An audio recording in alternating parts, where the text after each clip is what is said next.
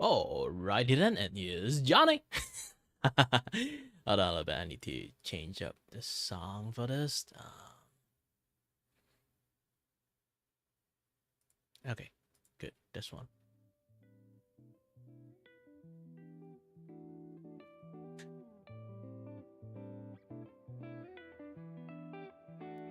Different than the last time I played. And if you guys kind of notice me, yes, I do stream a lot. I stream a real lot. Gotta do that grinding, you know? But aside from that, hello there! Good anytime zone, wherever you are, whenever you are. My name is Chitty, and I am your host and your voice here to entertain you and may not have no idea what I'm doing. So, hello! And, totally forgot. May or may not. Sorry, I botched my opening. Yeah, may or may not just went off like a very off tangents and then start yapping about.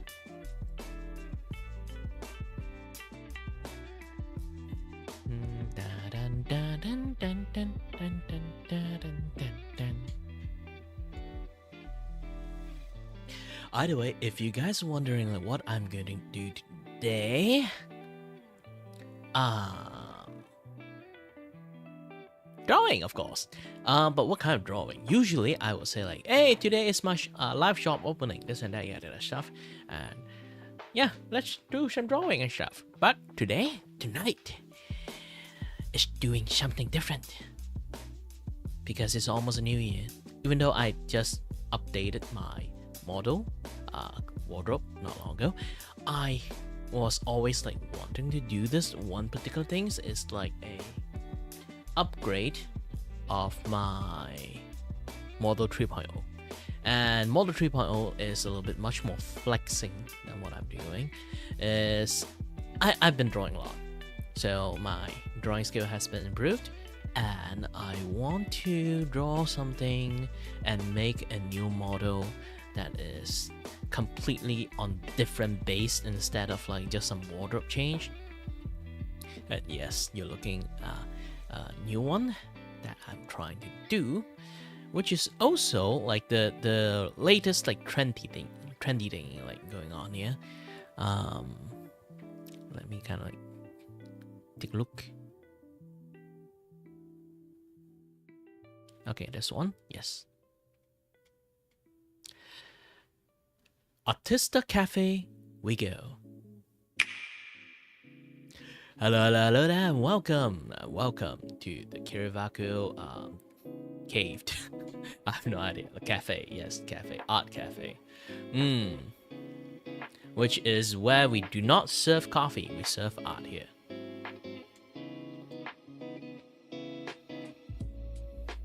Hold on a little bit.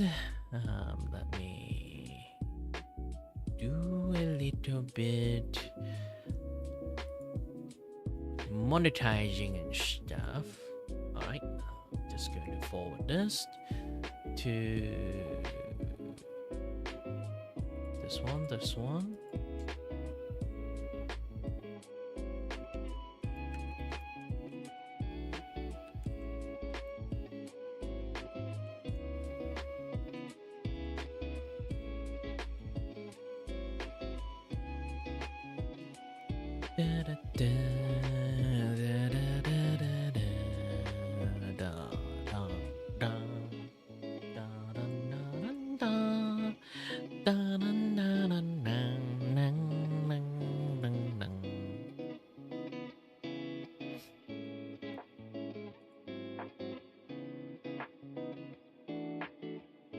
I'm trying to let people know that I'm streaming.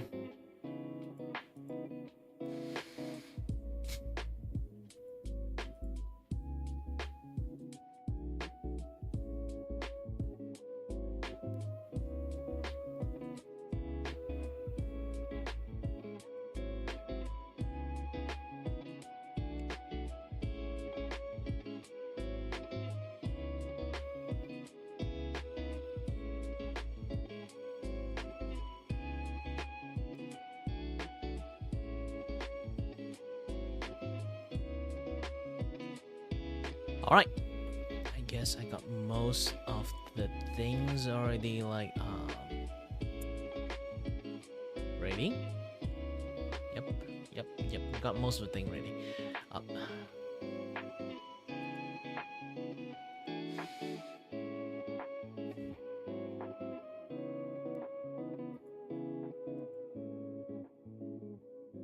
Too bad no one wants to join in the YouTube ping thingy.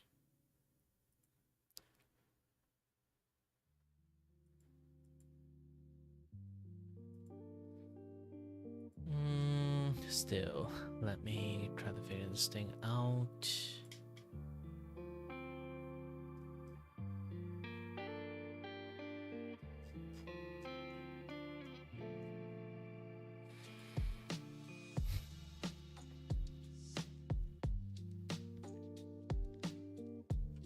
Alright, got my glove.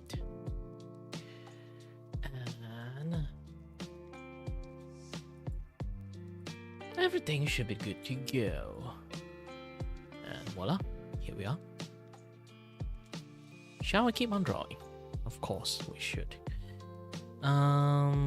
Let's try this time a little bit different. You know what? Do I actually try out this brush? But it would be a little bit too much. Yeah, a little bit too much. Let's just go for the standard one, thicker one. Yep, this one. And then adjust the size.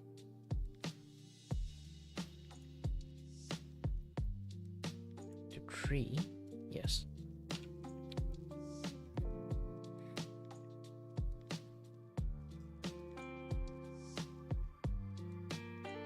And then increase the stabilization to 65. Usually when you do line art, it's better to have a slightly higher stabilization unless you want to do the hair, which you kind of like need a little bit much more freedom. But if you're doing the face with like an arch you have to draw, usually having stabilization does help a lot. See? Especially you need to kind of like do everything in one stroke.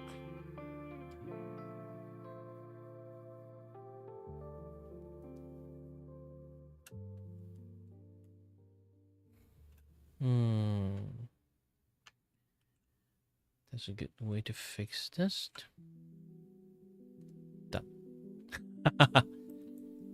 Always work smart. Always work smart.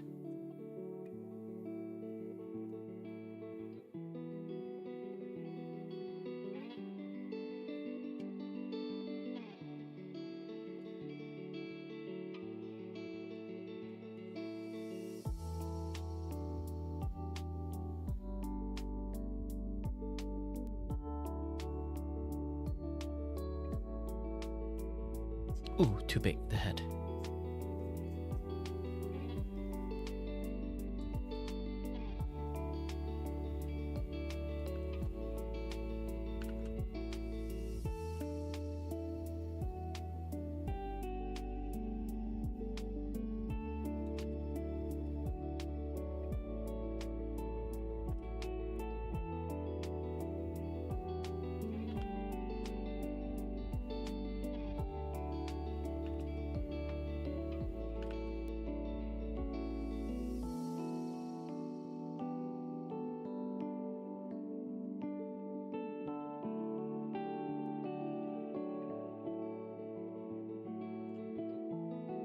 Yeah, doesn't work. That's why I think I need a 100% for this. Or not.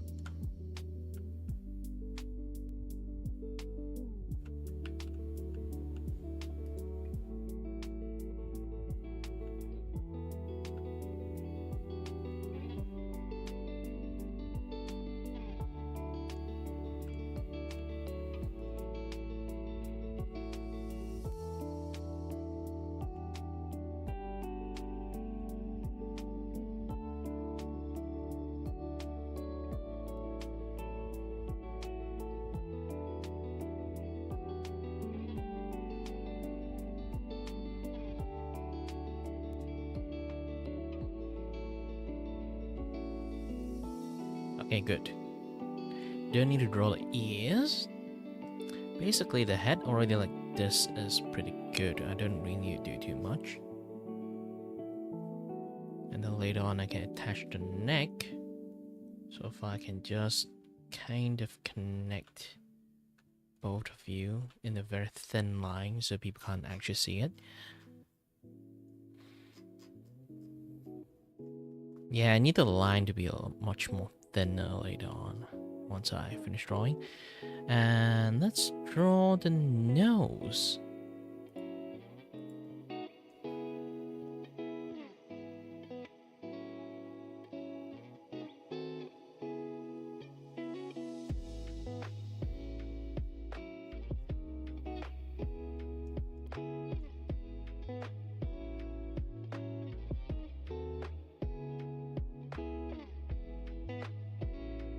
Oh, sorry, there's sombrero. Didn't notice you. Hi there!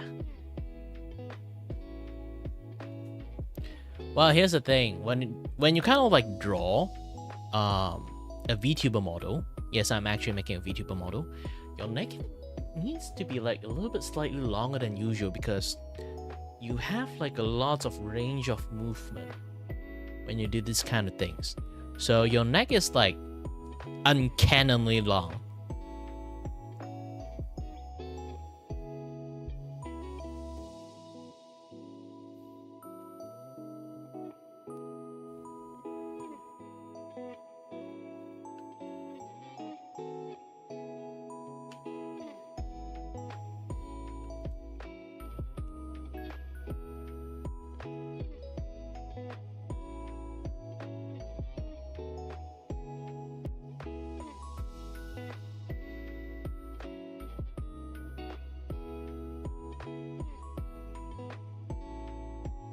Yeah, this character is actually model more like how the clothes is actually modeled after Elsa Scarlet. This one.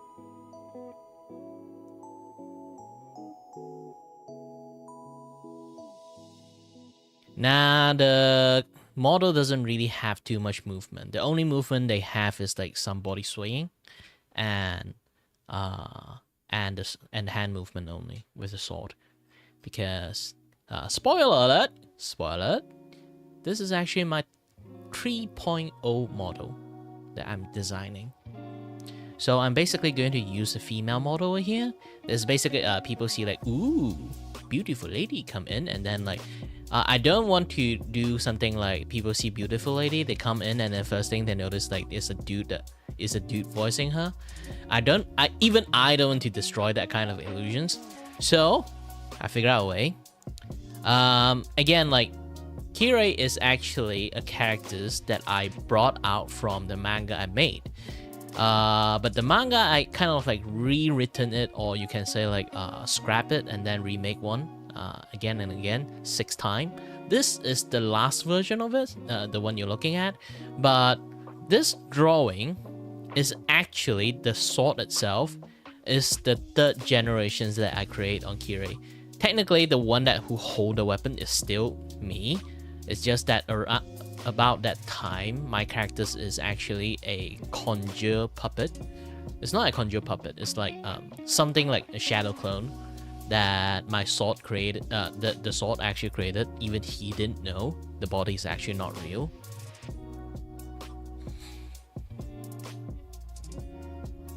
So I'm using that concept that I am actually the cursed sword. So the sword like she holding is actually me. So when they talk, and then my what again? The eye actually start glowing and stuff. Well, that's the thing. The body shouldn't move that much because the only thing that moving is actually the sword, while she holding the handle, and then sort of like the sword is like wiggling around while the hand is holding up. So I need to make the movement a little bit much more unnatural. Like the head almost did not move an inch at all. Just the body kind of like sway around like this. Like the head is like stay still most of the time. I shouldn't say most of the time. It's like almost 100% of the time. They should only have a very minimum amount of movement. This is why I kind of like didn't draw the face facing like directly at the audience, because usually you would draw a model like directly like face to face on the camera. This one is actually in an angle, and it's in an angle for that particular reasons.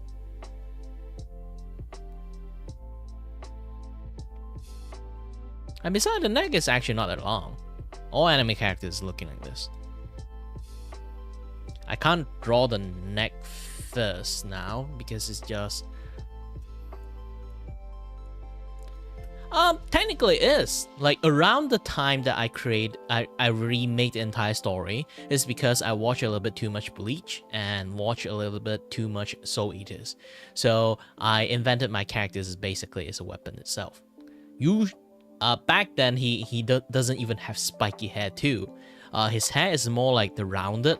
It's more like the fringe is still there. The side bang is still there. It's just that the back end is not actually that spiky, because again, my character was inspired by Kingdom Hearts around that time. I don't even remember it's like even like follow like the Lord Wiki style. Back then it's just green because I love green. So back then he just have like a more like rounded, not pointy hairstyle, because I was really self-conscious that I kind of stealing like Sora hairstyle. So I did not have like spiky hair around that time when I created that character's Kirai's like physical appearance back then. And then now he have much more of a spiky hair. Like I'm much more like, don't give a shit anymore hair.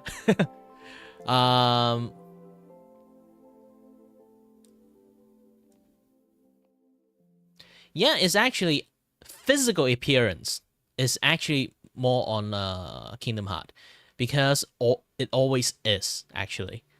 Even my first like concept art of Kirai is actually a fan art of Sora, but instead of like use Sora like standard like color code, I use a green and black and white color code. Back then I still haven't played like Kingdom Hearts 2 yet, so I don't know like the master form look like that too. It's like, ooh, that's kick-ass. Yeah, but yeah, is it master form, or I remember there's one form is wearing black and white. I forgot. But either way,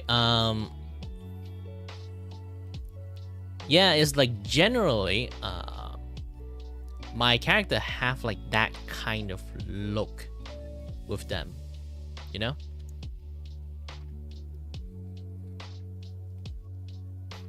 But the color scheme itself, back in the days, it doesn't even inspired by Law of Wiki.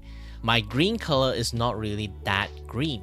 It's like my green color is basically it's like the different kind of green. Let me kind of like paint this thing out. Hold on a little bit.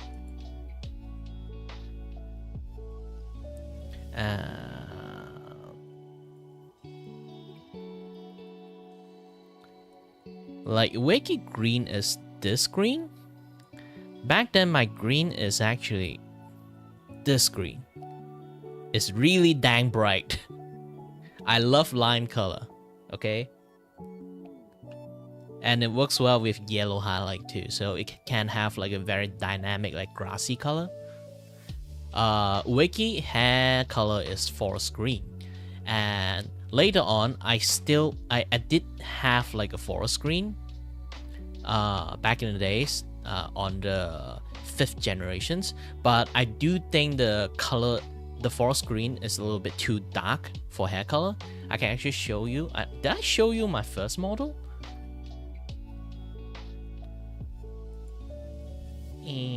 Hold on a little bit.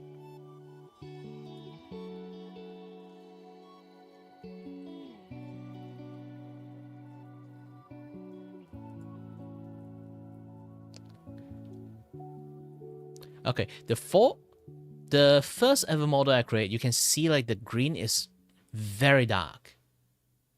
It's like very like forest dark green colors. So you can kind of say like similar to like wiki style, but I did add a little bit much more darker green into it because of my like void theme. I need my color a little bit much more darker than usual. So I add a little bit much more darker color to it.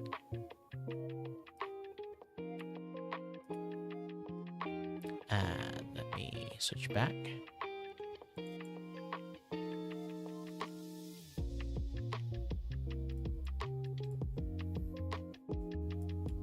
Oh, I should recalibrate my character. Hold on a little bit. V-Bridger. Recalibrate. Alright, good.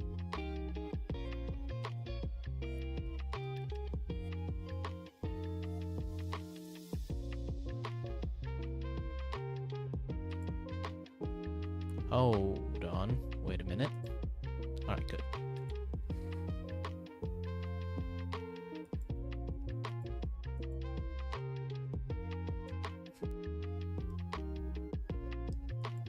Yeah, I did actually genuinely end up, because here's the thing, I learned art in a very different way. If you kind of notice, like even like on top of the things that's shown, I used a lot of very, very bright color. So this is why my 6th generations of Kirei appearance, what you're looking at right now, he have a much more brighter green, and not just brighter green, turquoise green or anything like that, or my general sense of color usage. My general sense of color usage is always really, really bright. I never really use any dark color anymore. Back in the days, I always like very emo. All my color is like extra dark into it. And I won't really say I don't know color theory. It's more like my color theory always lean toward much more dark color, while like most of the world around my time when I'm learning, like everyone is learning how to use pastel color. And for me, I personally kind of like, I see the appeal of pastel color, but I never really like how light the color is, because you can't really like do quite a lot of other like dynamic coloring. But if I use this like very heavy color, like heavy highlight color, and I can actually melt with like lots of things, almost to the point that I can melt to anything I want. I can just over highlight them, or I just add like very heavy shadow. It would become like very dramatic face. So it's much more easier for me to use on my carving style. So if you guys never seen, again, like if you guys never seen my carving style, I need to show off again. Hold on a little bit.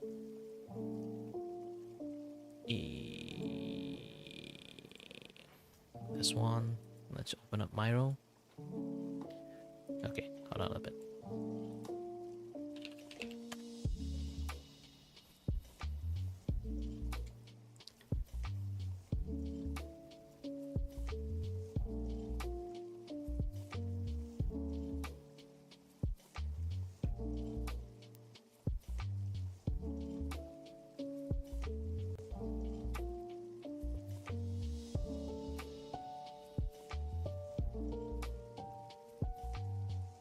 So you can kind of see this. It's a very, very bright color set where I kind of use it. And this is how I normally do this, the drawing. I just do a set of sketch. And then after the sketch, I basically use a very heavy-handed inking. Like this is like, oh, once I finish drawing, I just use the very heavy-handed inking and just ink them, and then slowly delete part by part, like carving them out. So they have like a very heavy shadow. While they're having like very heavy shadow, I color them in a very, very bright way. So it becomes like a very like comic-ish style. But the way it process and turn into it is completely like different on how people normally think they should end up as. Like, aside from this, I do quite a lot. This is like the older one. I have the newer one. I can bring it out, but I have to go in here first. That likes to have fun. Yeah, my shot doesn't really have lots of people watch. I don't even know I made a shot. Anyway, it's already like something I don't do anymore. But yeah, let me go back. Yeah, you can see in this one. Did I mute them? Yes, muted. So you can see I basically just randomly sketches a pose.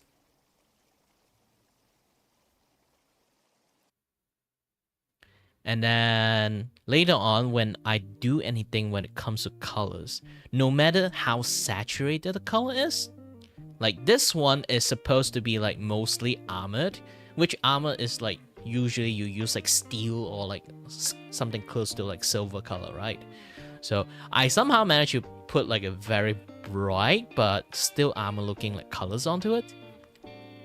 And you can take a look at this later on. I start coloring this. Oh, the sword is like, holy shit. That one took me a while to actually make it. So you can see, like the color at the end, I'm still using very, very bright colors. Even though like this particular part, you can see like it's supposed to be very dark. If I'm going to use like much more realistic like shading, this part should be like a very dark red because it's like a certain type of shadings going on. But I didn't. I still using a very bright shade of red.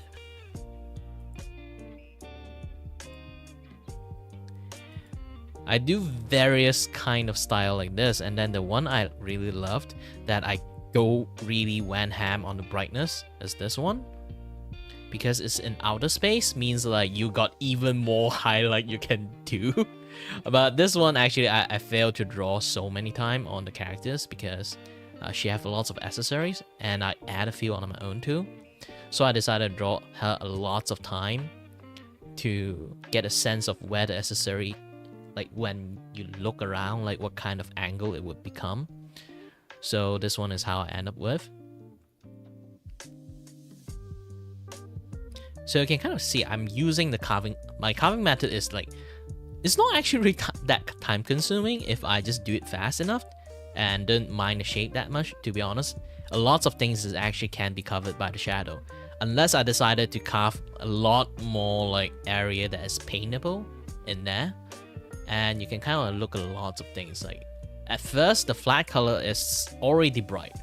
Just the flat color alone is already bright as heck.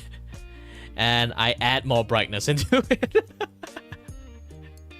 So you can kind of see it. Even the shadow itself is actually a really bright shade of shadow. I never actually go full shadow because I already have a very dark shadow.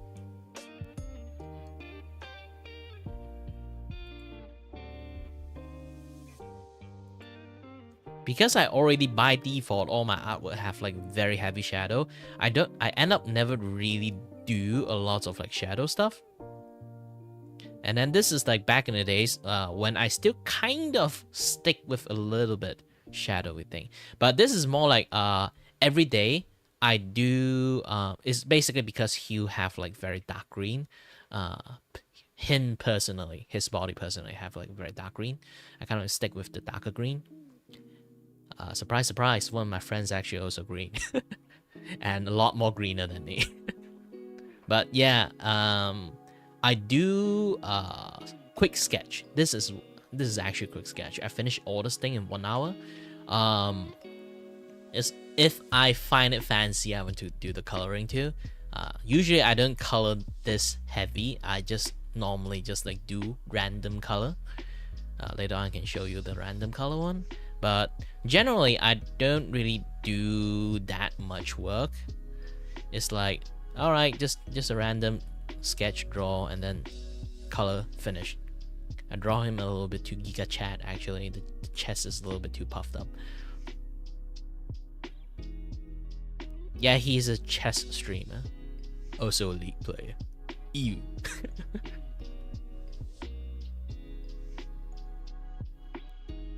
But he really, really loves chess. So yeah. He keep talking some strange like alien language to me. I still do not understand most of the chess thing. But you can see the layout I put in there is like, holy heck, even the green is kind of bright. So I had to like darken it because I need that kind of like very like highlight shadow into it.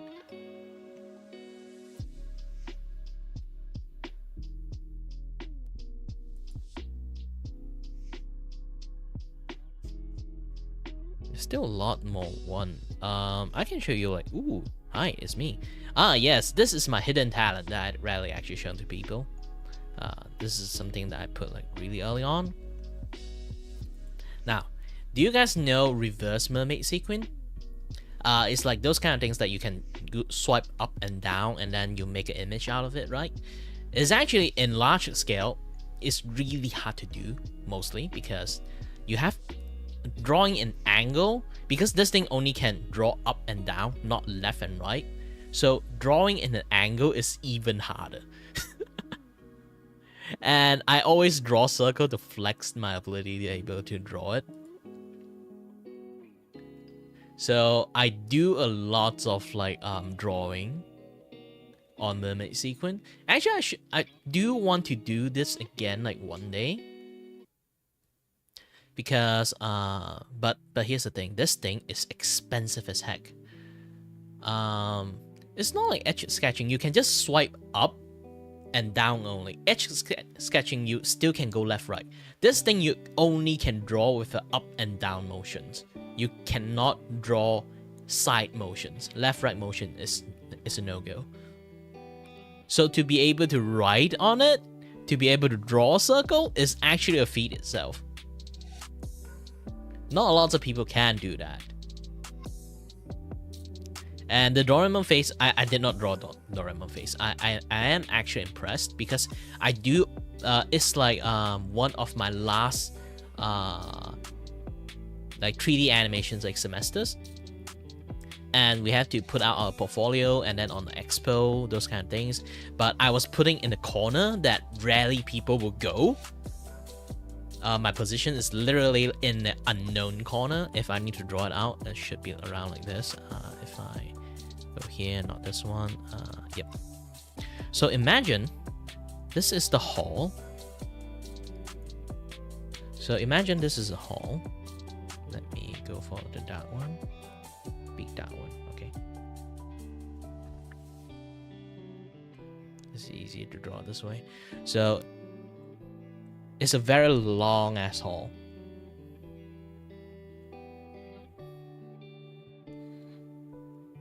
And this is the size of a table. And the table is actually really, really big. It can like fit, yeah, fit this many people. So it's a very big hall.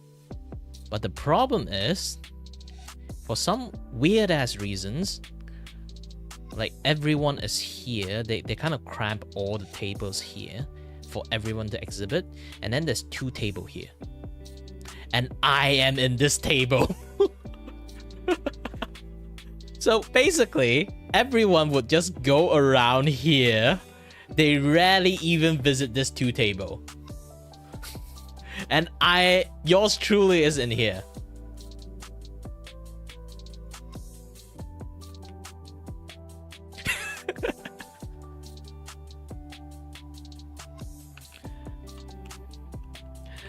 But yeah, so I decided to go to my my brother owns a photo booth company, so I go and borrow a mermaid sequin because I know I'm here, nobody's going to come here. And weirdly, we do have a big gap here. It's like we are VIP place for some reasons.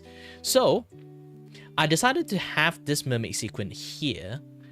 I draw fancy stuff onto it while I showcase like my art stuff. Here's the thing, even worse is like they do like this like cross thingy. So like a person handle one booth here, a person handle one booth here, a person handle one booth here. Mine is literally so close to the wall. It's almost as if my table is here, and then like my laptop, my screen is like here. I've been standing here, and then this is the wall and my gap. And if I have a chair here, it would almost block the entire path of people being able to walk past me. I was like, are they shitting me? Are they shitting me? Because I'm the only one who's sitting there. Like, again, I am the only one who's sitting there because, like, this one, half a person here, man the booth, half a person here, man the booth. There's no people manning this booth. I'm the only one, the sole survivor in here. I think someone hate me in while making this like entire like booth setup.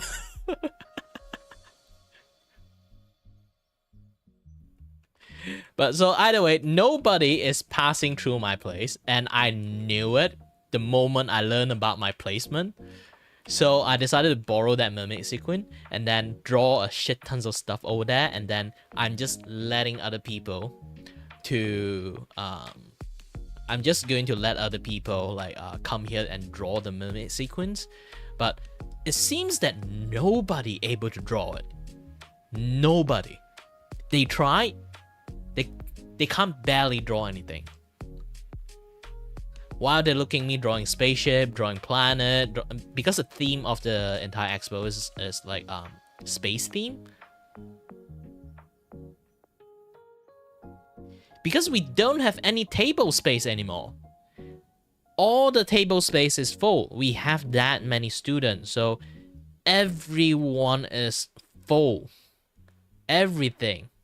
And then here is a receptionist table. Here is another receptionist table. Here is another receptionist table. Technically, this is not a receptionist table. This is a VIP table for the lecturers to sit. But lots of people treat this as like a receptionist table. It's basically this is a VIP table. And then I remember one more VIP table is here too. But yeah, the rest is basically student display that work. Over here, over here, over here, over here, over here, over here, over here, over here. It's just weirdly, I have to face here. And because the table, why they put a table placement like this, is because the table is brought down. I'm not sure the table is brought down or not, but I can't move it. I tried to push this thing toward like at least in this area, but no, I can't. I even tried to lift it because the table is so big ass. Everyone tried to lift this thing. We can't lift it up, but this table we can actually lift it up. But the people in here, they'd be like, nah, we're fine. So they never moved the table. But our table, for some reason, we cannot move it. And because also the floor is carpet floor, you can't push it.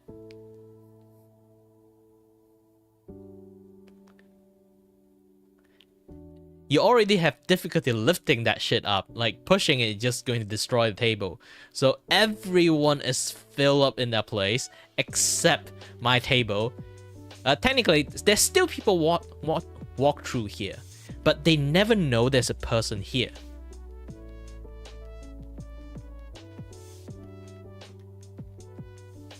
Like, not just funny thing, it's just that one table is bolted down. I have no idea why.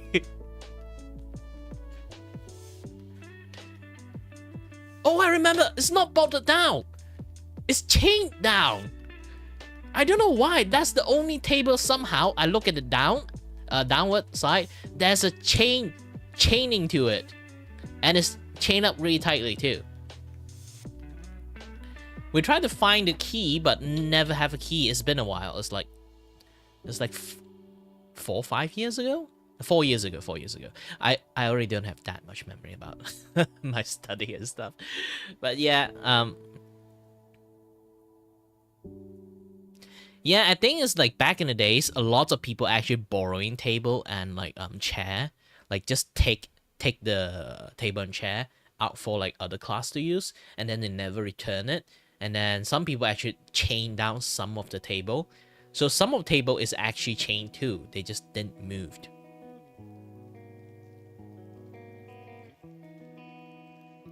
Yeah, the power of uni without any budget. Missing table and chair. So you have to borrow it from other class. But yeah, but there's a lot of like projector here, one projector here, one projector here, one projector here, one projector here. So it's basically like, no, I think it's like big enough for like 3 projectors. Yeah, there's like 3 projectors. It's a big ass room. is a big ass room.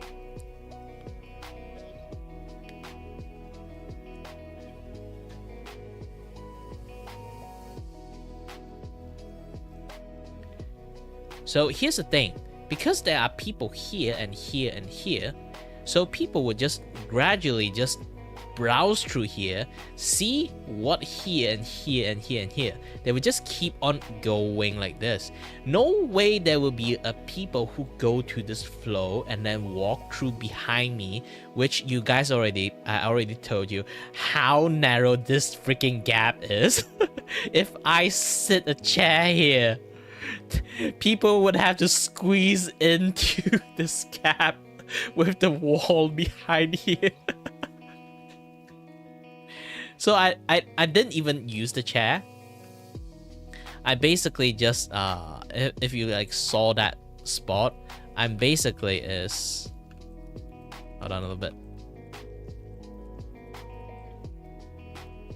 So I didn't even sit over here. My chair is literally here. Why? Because I was standing on top of the chair to draw on this mermaid sequin, because I'm not that tall, to be honest. That thing is high as heck. Wait, shrink the wrong one. Yeah, you can already see this at the very beginning, actually. You can see a chair. You can see this area. This is like from the other area. They actually take the pictures. Let me see. They actually take the pictures literally from this angle. They can't even sort of like stand here because all the boxes is kind of like blocking, and then my table space is here.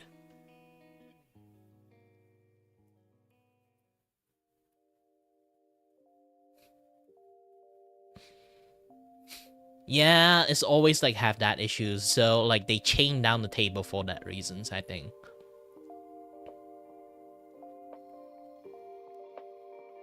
This is one of the, I think the third biggest classroom in that building block. So yeah, they don't want people to just like willy-nilly like take away like stuff like for event and thing.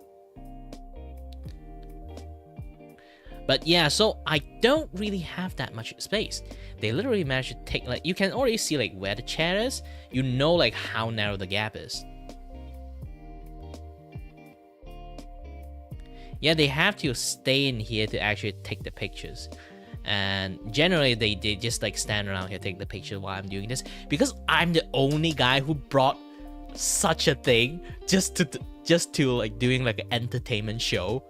To bring everyone eyes, because like again, I'm smart enough to understand like the door is here, people come in, the first thing they see in this vicinity is me standing on the chair drawing something amazing right on the spot. So I'm basically just slowly drawing people to here so I can introduce them my stuff over there. That is my strategy. That was my strategy that time.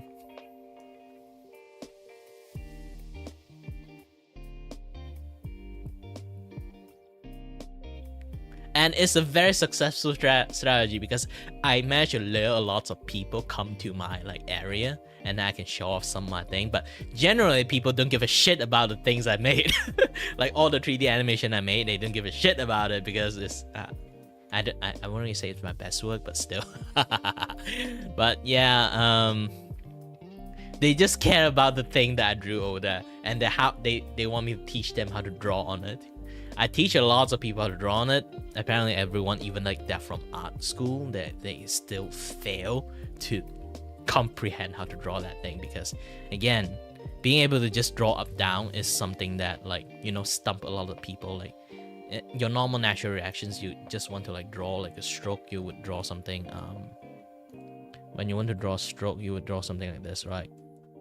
So if you only can draw up and down, how are you going to draw this or this? So it's a very difficult like brain process for lots of people to be able to do. Unless you did it enough, then you will understand how to do this thing. If you want to draw a line, you actually need to do this. Yes, that is basically me doing that motion. Actually, you guys can see I'm doing that to draw a line. See, I'm actually prep up the screen. You can see my hand is like. So that is how you draw a straight line. You basically just tickle the thing, and then you can draw a straight line.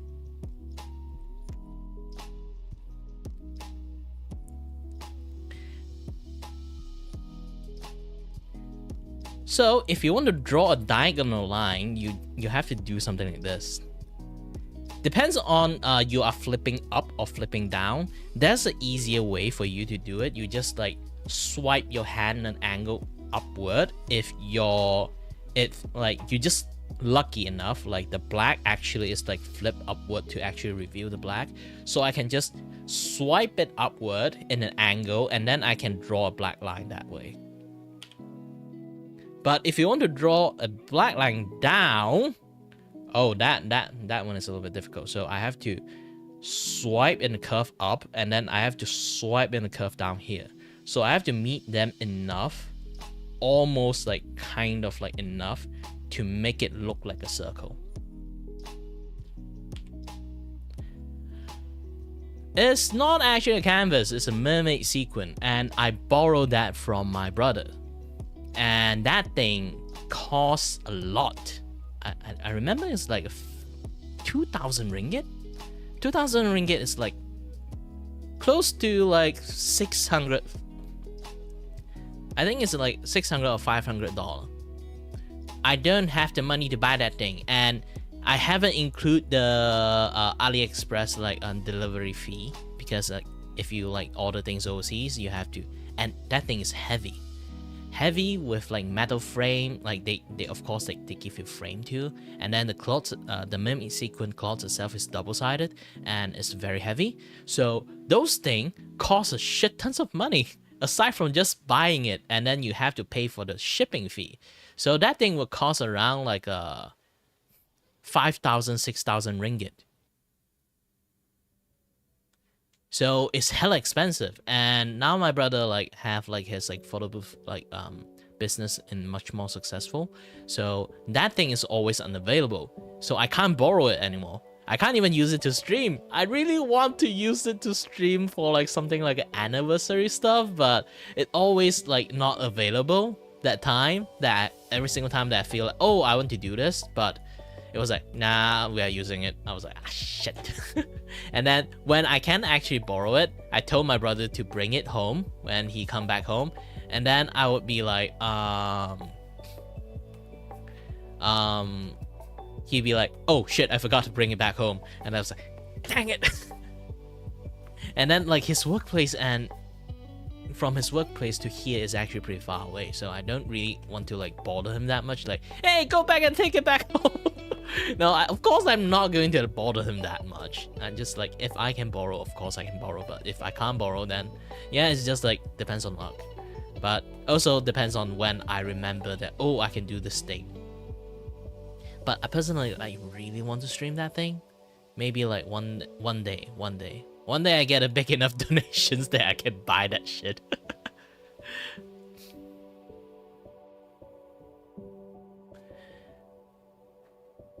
Yeah, because like I don't think like doing art commission I can earn enough. Like I barely can earn enough for like my daily living fee. Thankfully I don't really have a lot of like liabilities. I'm living with my parents at the moment, so due to my medical issues I can't even drive, so I don't own a car. I just stay in my home most of the time. Unless I need to go out and eat, I walk to my closest like restaurant place and just eat there. If I really feel fancy, I don't want to cook instant noodle, you know, or like order food. I would just like walk to the closest like restaurant to eat. So my only expense is food, and I have to pay a share of electricity bill. Of course, I'm using a lot of electricity. Due to running a very powerful computers. Yeah, generally just those things.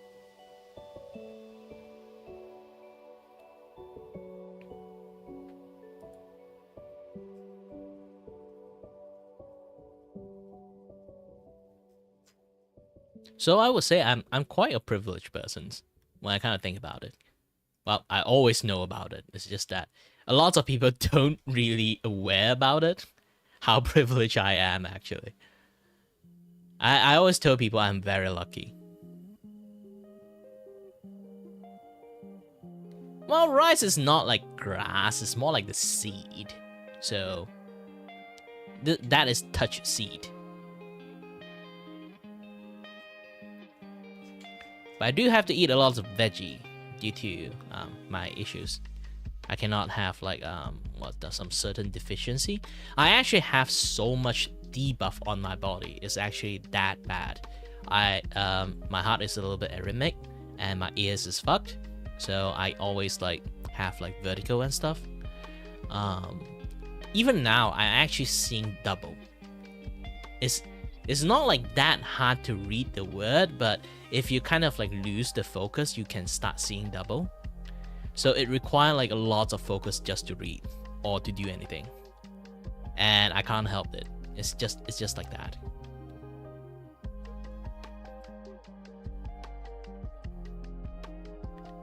And nothing can help my condition, sadly.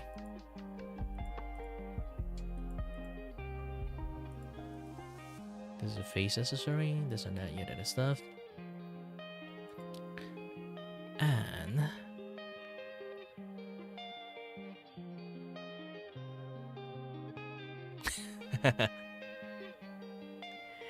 this means like any veggie is already touched grass. I do eat a lot of veggie. But yeah, yeah, aside from heart arrhythmic, I got like breathing trouble due to like allergy. Not really sure what allergy is it. It's just that my nose is just like swollen up, so it's really hard to breathe. Plus with my vertigo, it just gave me extra dizziness. And then because of that, I stress my eyes a little bit too much. Doctor do say I have a sign, just a sign, not actually having it, just a sign of glaucoma. Because I've been stressing my eyes a lot, way too much when I look at stuff. And yeah, that's Anne, but I don't think I need to list everything I have. Just basically say I'm pretty fucked, but also not that fucked. Why I'm saying that is because the thing is like the debuff I have is various minor inconvenience, what the doctor could say. But the problem is I have so many various minor inconvenience, it's stacked together become a big inconvenience. But the problem is if you kind of like count things in, if I need to register as disabled or kind of like have to be recognized as one, they have to count things one by one. But everything that one by one together by itself is just nuisance. It's not something that bad enough to be a disabled. But too bad, everything stacked up together become one thing. That's what the doctor told me is my issues is literally not bad enough to become disabled, but also same time you're lucky because you're also not well enough to be able. Well, you're lucky that one is like I added into it, but generally is that like what kind of situation I'm in. It's like I'm not bad enough to be disabled. That's the lucky part. But also at the same time, I'm not well enough to be a normal person. I kind of stuck in a limbo of being a disabled and not disabled. Even I can force myself to be disabled because some of the doctor, I was going to various hospital, and some of the doctor do recognize that my situations is basically disabled at that point. But they do offer me to be registered as a disabled, like a special letter. I can like hand it to them and then I can register as one, but I refuse to offer because his thing is completely useless. It's a completely useless paper. Because the thing is, kind of in these situations, if a country have a limited support on disabilities, there's a dude with a missing, they only can give it to 2 people around that time. there's 2 people. There's like 4 people on the register for the benefit. 1 people missing both of their legs, guarantee get it. And then another people who had a heart attack, they will be debating to get it or not. And then another one, missing a finger, so they also debating for them to get it or not. And then they look at me and ask me, what is your issues? I'm dizzy. Hi Dizzy, I'm Dad. Get out.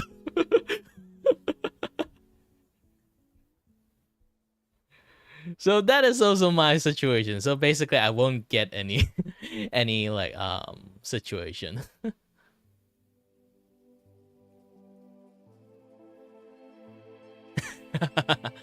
And also, if I actually dealing with my situation very well, if I manage it very well, it looks like I don't even have it in the first place. But the problem is I cannot stress or like overwork myself, else all my issues would happen. So in a sense, if you look at me, I'm just a lazy ass person that refuses to work. That is the worst perspective people can have it on me. But the problem is, if I actually manage my condition well, I really look like a normal person. But the problem is that I'm managing it too well. If I work myself a little bit much more harder, and then I would like have like recoil of having like too much dizziness that I'm powering through it. And the next few days, I would like just have like very bad recoil. It's like my body is just numb, my head is just numb, everything is just numb. It's really hard to control my body, this and that, and stuff. I'm not even dizzy, it's just everything is numb. It's like my sensory is like overload itself because I've been forcing myself to work while I'm dizzy. So the next few days, I would be very numbing. Even though I still can move, it's just I'm not really responsive. I'm going to have like less reaction time. Sometimes my thought would be pausing, this and that, and stuff. A lot of things would happen to me. But again, I would also power through that. It looks like I have no issue again, so I will further power through that thing, and then things will be further getting worse for the next day, and the next day, and the next day, and the next day. So it would just escalate to a point that my vertigo will become unable to handle, and then I just being out of commission for like straight up a week or 2. Even I won't really aware of it until it's like too late, you know? It's like because I always like power through my stuff so much, I kind of like forgot I have condition too. You know, the power of Asians. That is the Asian power for you.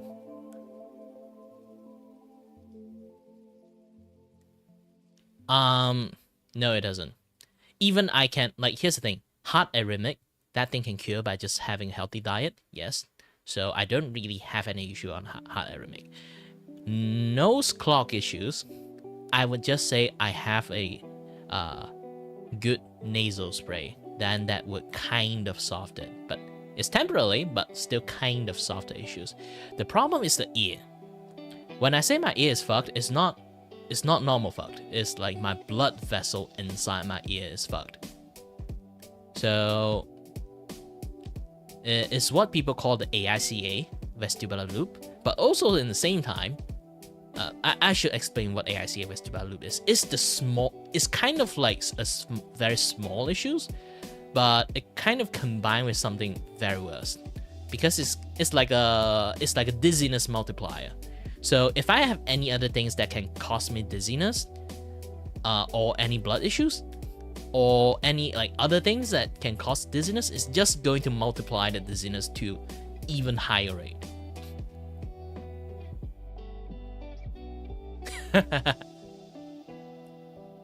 No, Asian just need to drink water.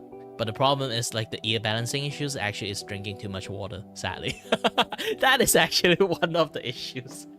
But yeah, joke aside from that, it's like I have something called like a AICA vestibular loop. So it's basically the blood vessel that connected to my ear organ is a little bit too long than most average people. And that's type 1, type 2, type 3. So type 1 is just tiny bit longer. It doesn't really affect any people.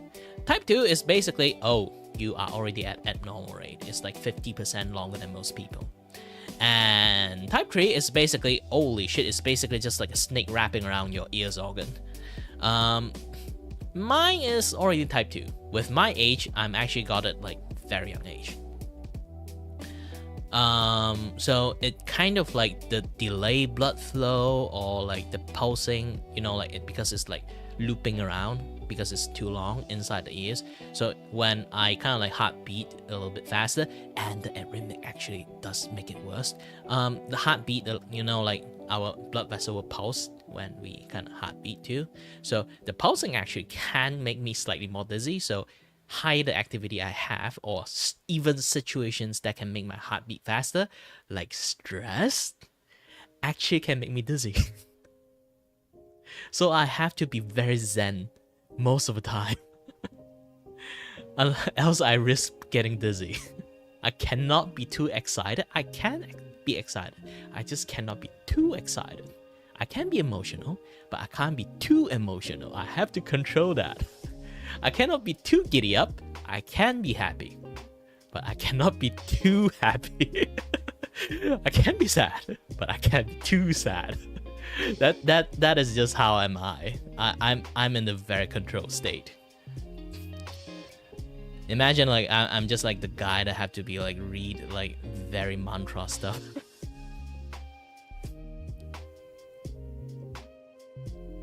Yeah, it's a little bit. I cannot be too much or too less. Too less, I would have issues. Too much, I also would have issues. Like that's a delicate balance. This is why the doctor told me like I'm somewhat of a superhuman at that point, because if any people would have my conditions, they would drive them crazy a long time ago. Maybe I'm already crazy with the yellow duck inside the room with the rats. Nah, let's not do that. But yeah, it's generally like that. But again, while I have that, like if you guys don't know what AIC can cause, it can cause you ringing in your ears, vertigo. If you guys don't know what vertigo is, it's basically if you stand still, spin 50 rounds, stand still, you feel like your world is spinning, yes, that is vertigo. But you guys will recover really fast. But for me, it's kind of like stuck in between, almost recovered and also haven't recovered yet. So it's like tiny spin. I still can feel like that drift inside my head. It's like the controller that you have is busted, so your character keep looking like slowly pan to the left. That kind of like feeling. Like my brain constantly telling me tiny bit, just like tiny bit to the left. It's not like spin to the left, it's just tiny bit to the left. It's really annoying, but it's I can tune that shit out because it's not really that bad. The problem is, here's the thing, if you understand what AICA is now, it's like they are kind of like Meniere's disease. Meniere's disease is the worst version of what I just told you. The symptom is because the water inside your ears, your organ unable to regulate the water inside your ears, so it kind of like overflow, and then it would do a lot of like wacky shit to your ears, which is the one I told you about too. It gives you ringing in your ears, give you much more severe vertigo and ear pain, and kind of like how would you say it, not just ear pain, it's like yes, hearing loss. So I actually have that too, because AICA is something blood vessel related. So it's blood vessel that fucked up your ears. But my left ears actually have Meniere's disease. So I got 3 times of dizziness because AICA, what I have is both of my ears, left and right. And then the things that fucked up my ears on Meniere's disease is on my left ear too. So it's kind of like triple whammy.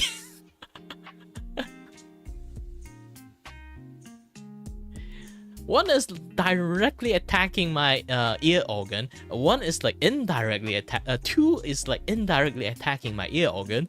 So it's actually really difficult to actually function properly sometimes.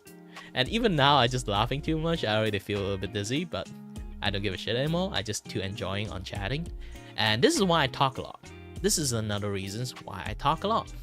Because imagine like your sense of movement is fucked. The only thing that do not get disrupted by the sense of movement, because like, even your eyes are stressing out, because your brain keep telling you to look left, you have to maintain your sight in center. This is why like there's like double visions, because like both of my ears is telling different directions. My eyes is kind of want to look at different directions, but I can't. So it's like imagery is kind of like looking different directions, so I can see double vision because of that. But so my eye would be a little bit struggle. I need to focus, so in order to see properly. Movement, I need to focus. Basically, it's like people can automatically grab stuff. For me, I have to manually to grab stuff. So it's like a manual movement. Manual movement for me, because I have to be very aware that the direction my body keep telling me is wrong. I have to manually move. And then my eyes is always have to be very focused to do anything. So all my movement require focus, all my sight require focus, even my hearing, because it's always ringing, is so annoying. If you kind of like, okay, you got used to it, you tune it out, it's fine. But sometimes when I talk about this, I remember, oh yeah, I have ringing in my ears. Now I'm actually hearing ringing in my ears again. Gosh dang it. But yeah, when I talk about it, and then, or like some things that remind me that, oh, there's ringing in my ears again, I'll be like, fuck, I'm gonna hear this all day now. And then I'll be like hearing this very annoying ringing all days. Sometimes I can't even sleep because of that stupid ringing in my ears.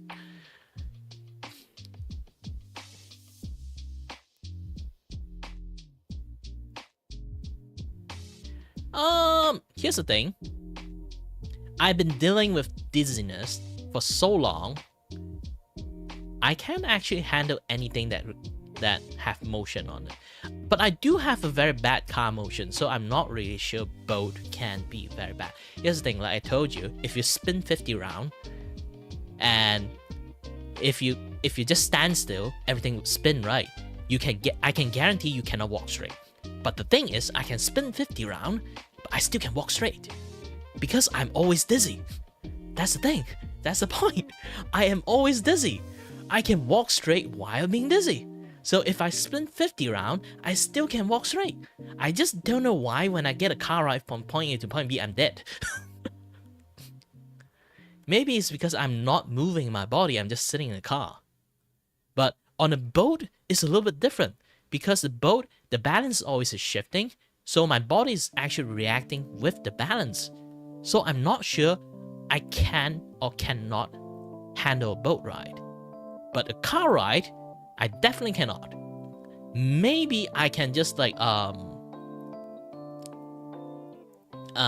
maybe I can just like standing right behind the four-wheeler and then like holding the handle, hold out of my life, and then while the car is like zooming. Maybe I can. Maybe I can.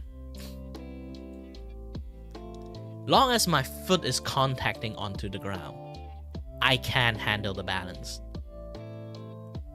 Even the doctor did say like they do like the like there's a machinery you can sort of like step on it, and then they will do like balance testing. They know I have vertigo already because they use the vertigo inducing thing for me. They just want to test like how shit my balance is, why I'm having vertigo.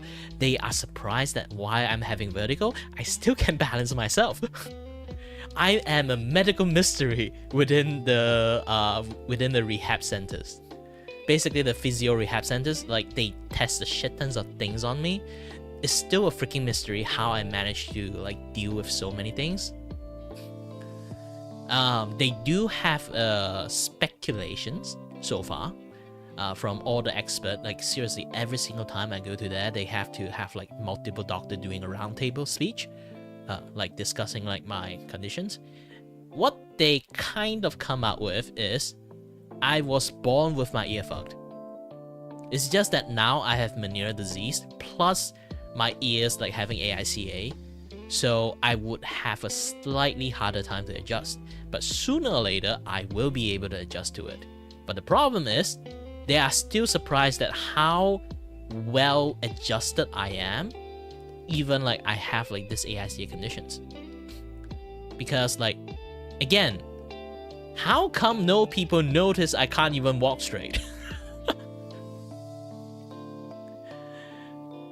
The problem is I've been walking so like in a way, like, here's the thing. Not sure it's being neglected or what, but in some sense, my family would just think I'm a very clumsy person. That's all. This is why my condition is so invisible until like few years ago. I was like, no, I really can't handle this. I need to go and see a doctor. And then like I go see a doctor, they say like, you have venereal disease, but you don't exhibit anything like having venereal disease. We have to check. And then they do a multiple check, and then they just, maybe you just think too much. Maybe it's just in your head. And then I insist like, I know it's not in my head because I can't sleep. I just like, it's ringing and everything is spinning. I guarantee you, it's something. It's something. It's either my eye have issues or my ear have issues. I have no idea. So I first go to see the eye doctor first because I keep seeing everything spinning and split image. So I go to see an eye doctor first. They said, and then like after a lot of checking, because they also they notice my eye nerve is a little bit bigger than usual. Usually it's a sign of glaucoma, but after they did a lot of testing, it's not glaucoma. It's just that my eyes stress so much. It kind of have a sign of glaucoma only. So I don't really have one. It's just like kind of look like I have one. So I further explained why I come here. I cannot sleep because like everything is spinning. And then told me that is vertigo. That is not eye issue. Go to ENT. And then I go to ENT, and then they keep gas like a shit out of me that I just in my head. I think a little bit too much that I'm dizzy. So I pretend like because I think at myself I'm dizzy, so my body react as if I'm dizzy. That is what their conclusion is. And then the gas like the shit out of me. Until because they do, here's the thing, like because everything is happening inside your ears, the only thing they can do is to have a paper and have a pen, ask you questions, and check you until they get a bingo. The problem is, I already been adapting to my situation so much. When they ask me a shit tons of questions, I would be just like, I don't know. Maybe. I don't know. So this is the worst way to do the bingo for me. So this is why they keep like telling me that I'm just like having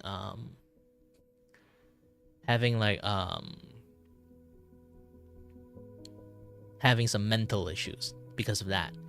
Because my answer is too vague. They can't guess what the heck is wrong with me. And they refuse to use MRI scan on me because again, like this is like if a guy who just come here waltzing around, just say he's dizzy and then ask anything, he'll be just like, I don't know. So it's basically either A, he have mental issue, or B, he's pretending just to like skip out of work.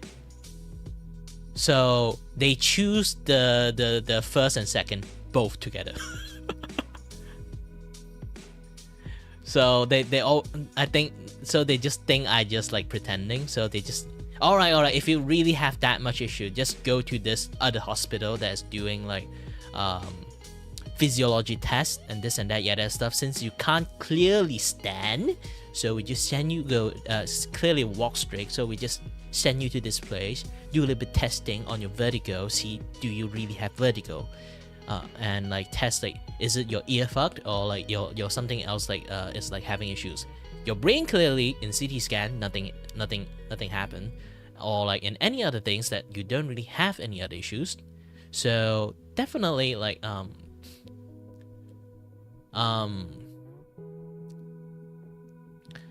definitely it's like weird. So when I go to the second hospital, which is specialized on physiotherapy, and like like it's basically it's a therapy hospital. So it's a physiotherapy, this and that, yeah, that stuff. Basically for like disabled people to go there, and they do a shit tons of tests on me, because no matter how much you pretend yourself to be dizzy, your eyes and your movement cannot lie. So they have all this machinery to lock in your eyes. They do weird ass shit to use, and then like induce like vertigo, this and that, yeah, that stuff. See how your body react to stuff. They told me my result is weird. It seems that I have vertigo, but somehow my body controlled the vertigo so pinpoint, it looks like I don't have one. But if they do something like, especially that, how did they notice is like one last machine is basically they have to flick my head. So it's basically they have to manually like do like the head cracking motions. They have to suddenly move my head so fast, see how my eyeball would react. So the machine actually managed to see that my eyeball do react in a way that I have vertigo. But it's so split seconds, it's actually almost undetectable. And they do it's from that they finally find out that I do have vertigo. They just have to do way more testing.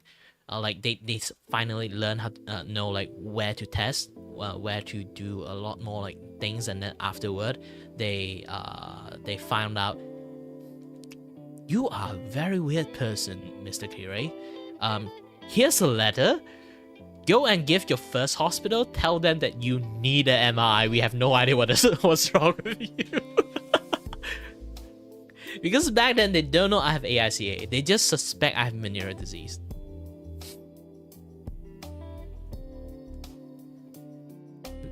They just suspect I have Meniere's disease, but I don't show any sign of Meniere's disease. But I do have like, not sign, it's like I have the sign of Meniere's disease, but the way I behave is like I have a very serious Meniere's disease. But if I have a serious Meniere's disease, I would already have hearing loss. But I don't have any hearing loss.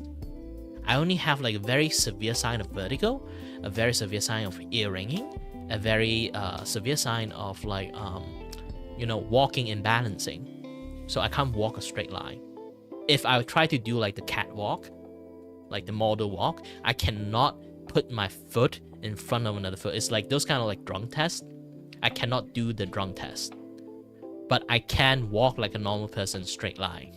But I cannot do the drunk test. The moment I do that, I would sway and wobbling around like a drunk person. So my balance is really like incorrect inside my head. Like something is wrong in my head.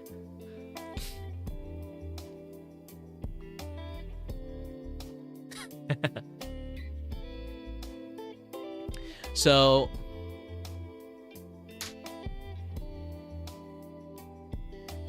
here's the thing, MRI in the machine, usually in a public hospital, you only have one MRI machine.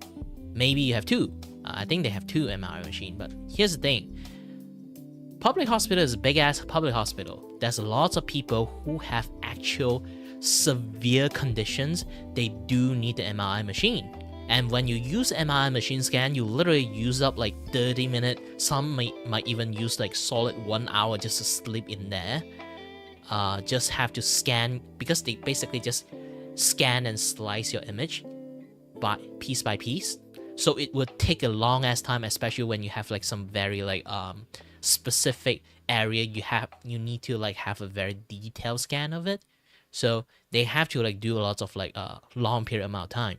So there are a lot more people are literally worse than me. Either they are dying or they are dying. For me, I'm just a guy who is very dizzy. So my priority list is non-existent. They would choose to rather never scan me and just do the bingo test and prioritize most people who have much more severe issues, obviously. And this is why, again, I don't sign for OKU, because I also understand I have the exact similar situation even if I assign as a disabled person. In Malaysia, it's called OKU. But if I assign as a disabled person, the only benefit I get is the disabled parking. And then there's a lot more people who require that disabled parking than me, like people who literally have their leg missing. Why would I even take over that parking space? I can't even drive. That's the... Yeah, you kind of see that thing, right? This is why even doctors are headache about my conditions. Because my condition may seem severe, but also compared to many other conditions, it's literally nothing burger. It's not like I have chronic pain. I have chronic dizziness.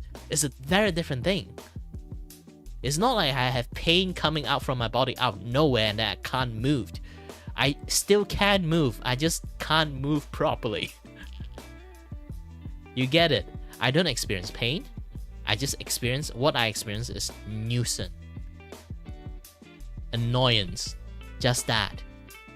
In a way, in many doctors' eyes, they would just tell me this one piece of advice: suck it up. It's skill issues. But in fact, but the only people who know what I'm doing, I'm already very skillful at handling my conditions. The only doctor who know that my conditions is, how you say it, the one that only know my conditions, and I've been doing very well on it. It's just that the physiotherapy doctors, because they know how well I'm able to handle my conditions, but they know if you give this condition to another person, they will not handle this that well. Because they are doing therapy on multiple different kind of patients, they know how difficult my situation is. But I've been handling it so well, I have no issues handling it.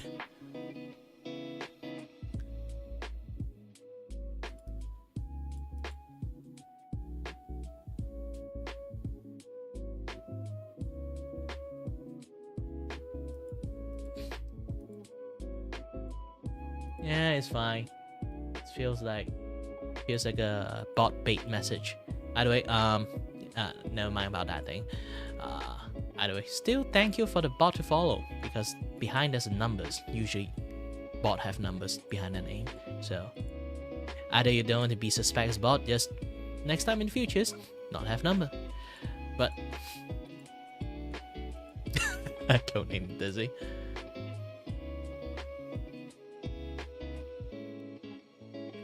Because back in the day, now I can tell you so clearly what happened is because they have been experimenting and trying to throw that everywhere for literally 2 years. Multiple visits to multiple different doctors. And each doctors have different stories. So if each doctors have different stories, they have to look at different report, and then they just have to add on like compiling all the report together and do the guessing game, and then make it even further even further confusing. Sorry, I can't draw at the moment because like my hand is a little bit shaky. But yeah, so that is because of that. It's because of that. It's making my how I kind of like answer most of the bingo questions, and then how the doctors use various machines to test me. When I say various machines to test me, they did not finish all the various machine in one day. They finish the various machine in each appointment. Basically, I have an appointment in week 1, and then next 2 weeks I have to go to that hospital again and do another appointment, and then another 2 weeks, maybe 3 weeks. If I miss an appointment because I'm too dizzy to go anywhere, I would have to like have another gap of like 2 or 3 weeks and then go to the hospital and do the check-in again with different machine. So they basically every single 2 or 1 week, maybe the shortest is like in between 1 week gap, they have to do the testing on me. And then they have to open like the rounds table of doctors, and then they have to like do a little bit of weird, this guy, is he pretending or not? or he just have like something very severe that we do not know kind of like meeting. Like it's really serious meeting for them. So they have to I literally have to sit there for a few hours until they finish discussing about my conditions, and then call me in, and then say, and then do the freaking bingo again. And then I have to go back to my house, and it's the far distance. Every single time I have to travel from point A to point B, my dizziness actually get worse.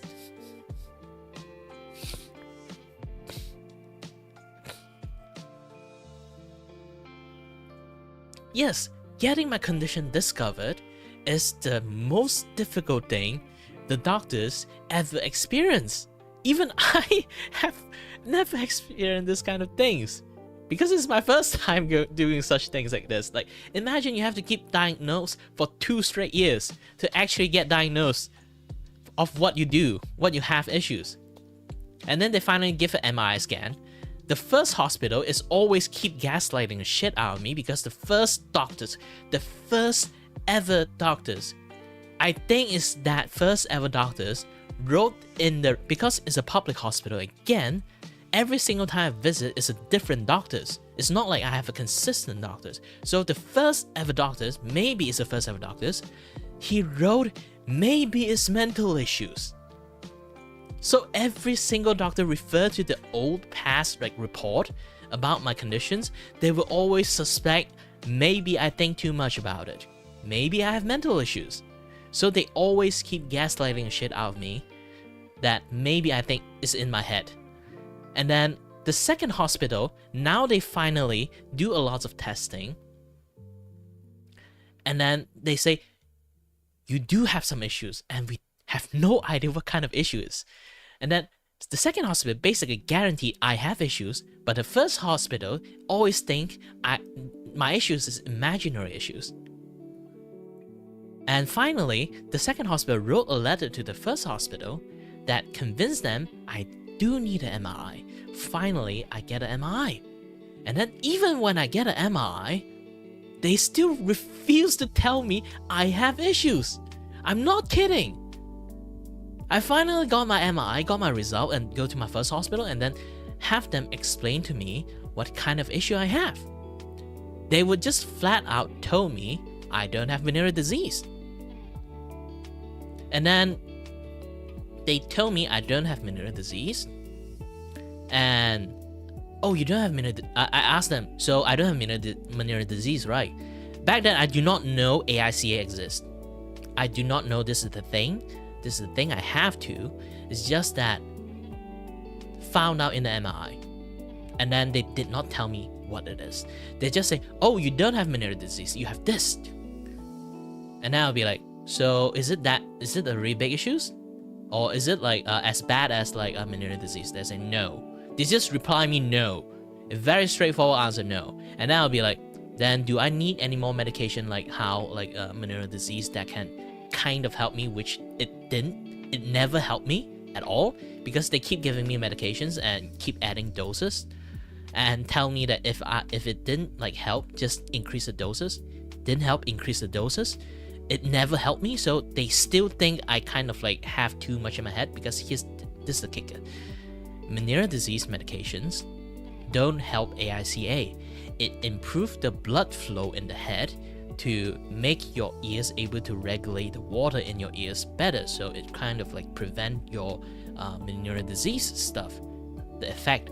But you can kind of like hear it. If AICA is something like blood flow related, and then that shit increased my blood flow, heck, it actually backfired. So yes, the medication kind of backfired at me. But again,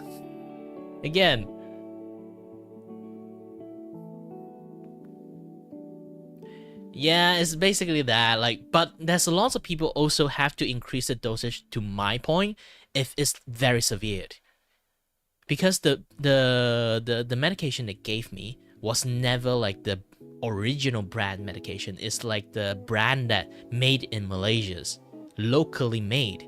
It's a weaker version of that medication. This is why they keep telling me to adding dosage, because they know that medication doesn't do jack shit.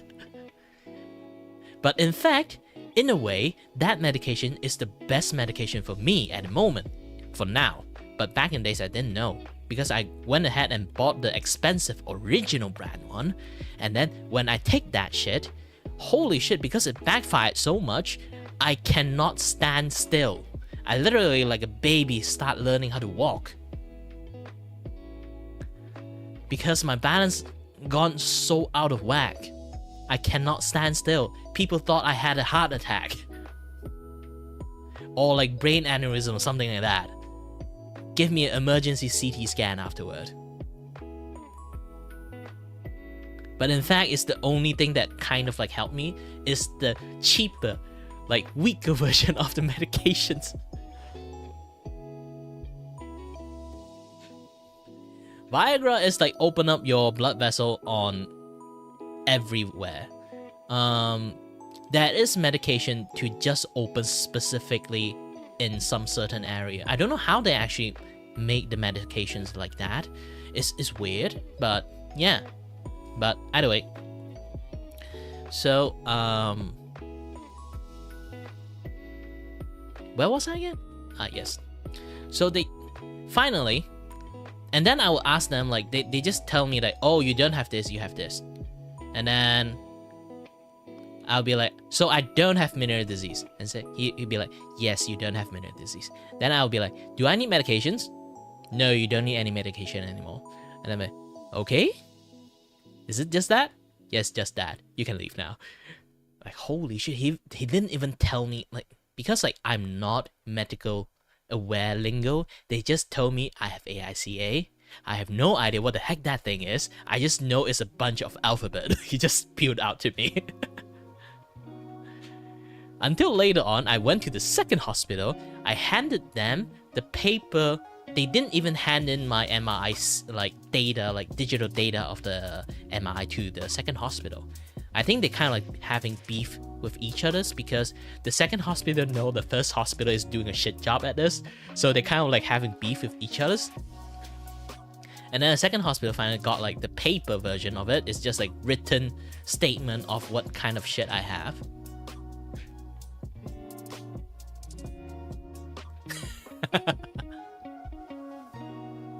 So they were just like talking about like reading the statement of the report, and then they told me you have this.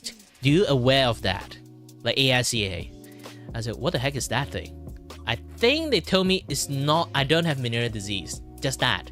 Because in my memory, I only hear I don't have Meniere's disease. That's all. They never really further explain what the heck is wrong with me for the AICA thing. They still insist, like even afterward, they still give me some questions, and then afterwards, still at the end, insist I may have some mental issues.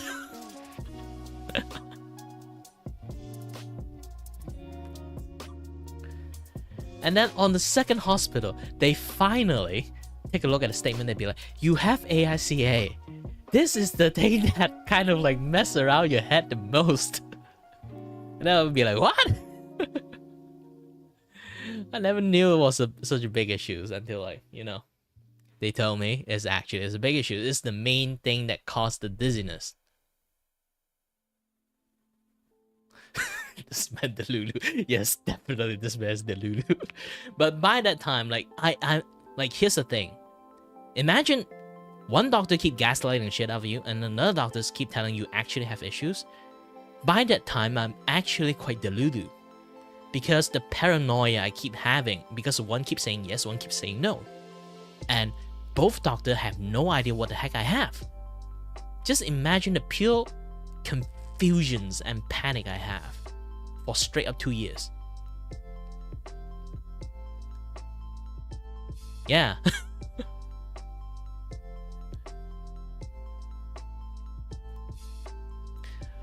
So finally, we found out what the heck is wrong with me, and I slowly on the rehab center learned how to control and how to manage it even better. So I used to have dizziness and like vertigo so bad that I can't feel my body part. It's more like I want to move my left hand, my right leg start moving. It's that confusing. Like my entire world is just spinning nonstop. And sometimes my vertigo is strong. Because of that, I can't sleep, which kind of like further worsen my vertigo. Because of auto sleepless night. And it's kind of like my issues is keep like doubling down, escalating, each causing more effect on another. Like slowly escalating each other's. And sometimes my vertigo is so strong, it have something called like a vertigo headache.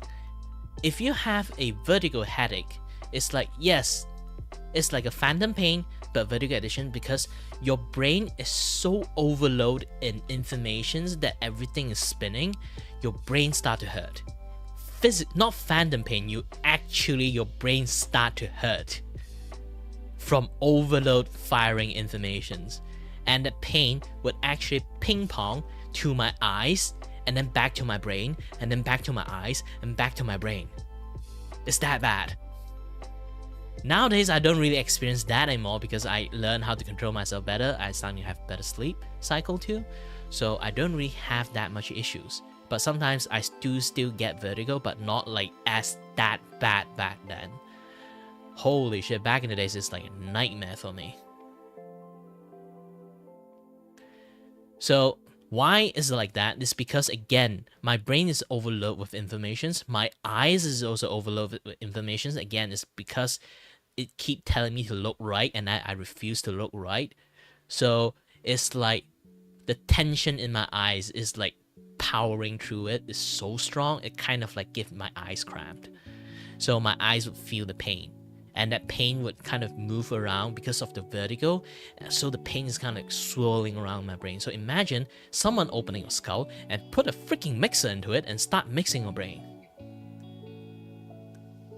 I can finally like explain it in such a clear definition because it was not like that.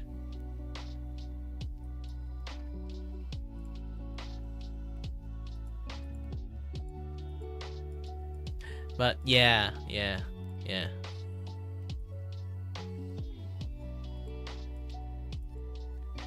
It's headache. It's headache. There's no phantom pain, it's just headache. Very bad headache. And I can't walk straight. I basically like a living drunk without drinking any alcohol. Even now, because I'm actually quite dizzy right now, if I stand up and walk, I would walk wobbly, like a penguin. They do that penguin walk. Wait. But I still kind of sound fine because here's the thing. No matter how dizzy I am, no matter how much double vision I'm seeing, maybe triple vision, quadruple visions, no matter how wobbly I walk, nothing really will disrupt speech. So the only thing I don't really struggle on is talking. This is why I actually yap a lot because of that. Because talking is the only few things I do not struggle. I actually enjoy talking a lot.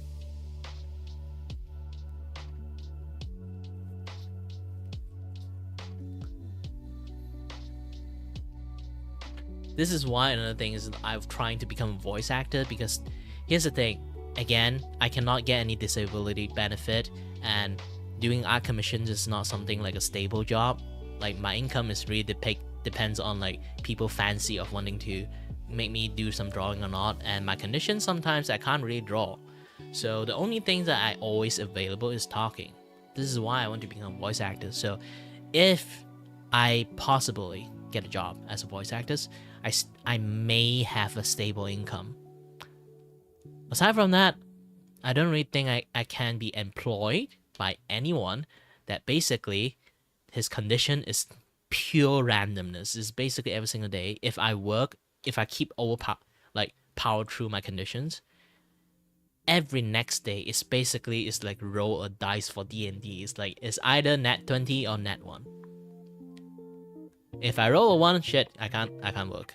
If I roll 20, I feel like I still have energy enough today for me to power through it, and then I'll just power through my conditions. Those kind of things happens. And if I I still can function properly, like power through myself for 1 to 3 months, but I would get out of commission on 4th month, maybe 3rd month, depends on how much I work. Have you tried VA in Fiverr? Actually, I tried to do VA in VGen first. I want to try it out over there, but I haven't really started my stuff yet. VGen is actually quite difficult to do quite lots of stuff. Like, hold on a little bit, I need to open up my VGen. Let you guys see this. So in order to make a VGen like service, like you can do quite lots of service. Like you can do something like this. If I type voice, there's actually people do voice acting here. It's always a repeat few one, but still I can try. But making a service for like if I'm going to say like, oh, I need to create a service, I need to do like a lot of things like slot, start time, end time, want them to do custom or surprise me or open communication, instant orders, or like custom proposal. Of course, if I need to do voices, completely do all this thing, and then like I need to be like discoverable, hidden, or something like this, and then I need to type a lot of things. And then aside from all this, let's open up the usual one. So I need to add on like workflow into it, and then I need to add a request form for it, and then I need to add a TOS for it. Holy shit. I have to do a shit tons of stuff to actually register one service. I can duplicate it, but voice acting and drawing is a complete different service. So I have to write everything again. So it's going to be a headache, and I am too lazy.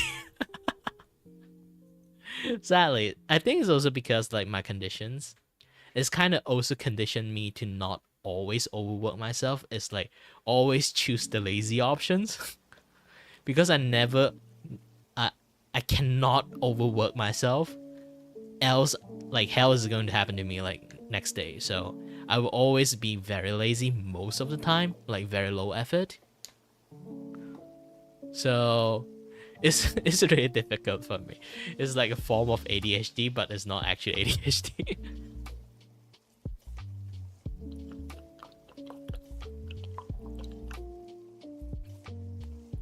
Sorry there, I was drinking some water. I talk a little bit too much.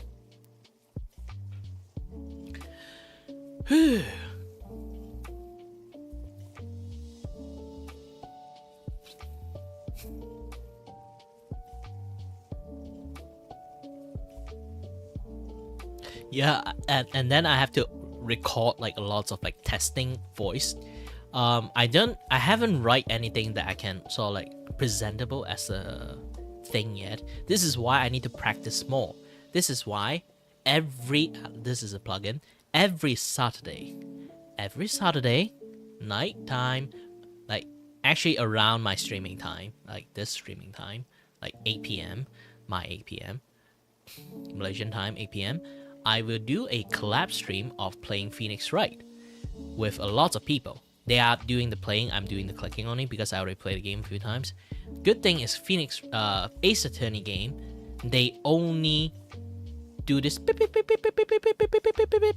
when they talk, so there is no voiceover on this. So the way I play is everyone in the collab, they have to do voiceover, and then I kind of do quite a lot of other voiceover work because sometimes it's just like for some reason most of my male guests are not attending the stream. Sometimes they are busy or do that, there's only a female guest, so I end up like sometimes I'm just like the sole male there, so I have to do all the male voice. It's actually like I'm slowly getting schizophrenia at this point, but still. You can actually hear this. This is actually, and in a way, I discovered that this voice is not really my original voice. If I actually decided to use my diaphragm to talk, this is actually my original voice. That is like what my voice actor friend told me. I do have like a acquaintance that is like voice acting, doing voice acting. So he teach me how to use my diaphragm to talk. So when I actually use this diaphragm to talk, because he noticed I always squeeze my vocal cord a lot when I talk. So when I actually use my diaphragm to talk and relax my vocal cord, this is my voice. I didn't even know this is my original voice. So yes, and then I can actually use a much more deeper voice, but this one is much more sound like Darth Vader for some reason, so I don't really use this one that much. Not in a lot of like situations this one can be used. And I can actually use this very old man voice. Yes, this old man voice is my best voice sample that I can ever made.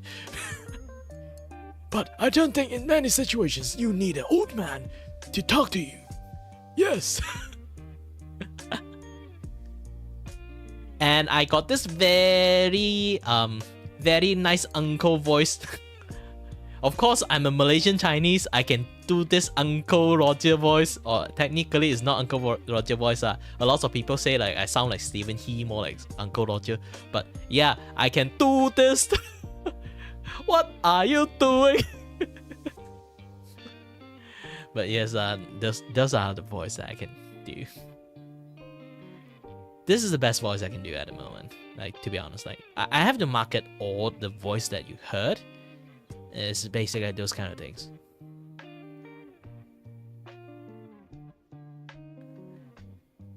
I have no idea what a bit more husky one is. Like, you mean like the Darth Vader voice?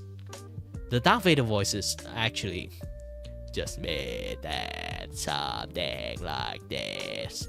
I just use this, but use my diaphragm to push out the air a little bit more, so it have a voluble like voice in there. I don't know how to make that go. Husky voice like this. Are you talking about like this one? Shit, that sounds horrible. I can't do a husky like Darth Vader voice. Maybe the only Darth voice I can do is this one. Feels like I'm dying, to be honest.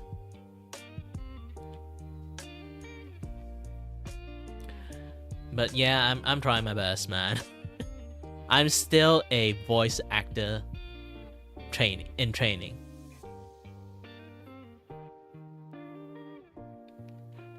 I don't know. Because here's the thing.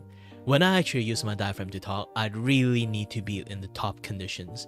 If I sort of like ate a little bit too much, my tummy's full, I can't use my diaphragm voice that much. I need to also train myself to be able to use this voice 24/7 too, because I'm just not used to it at the moment.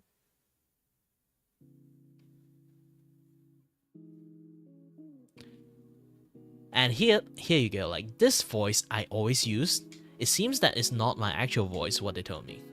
Maybe I have like something like happened to me, I decided to like squeeze my voice 24/7 and then it kind of become like this.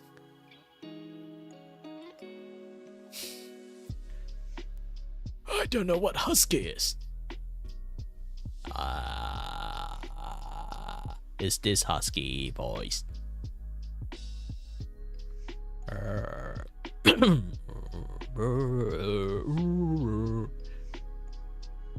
a thing that I can tell you about it.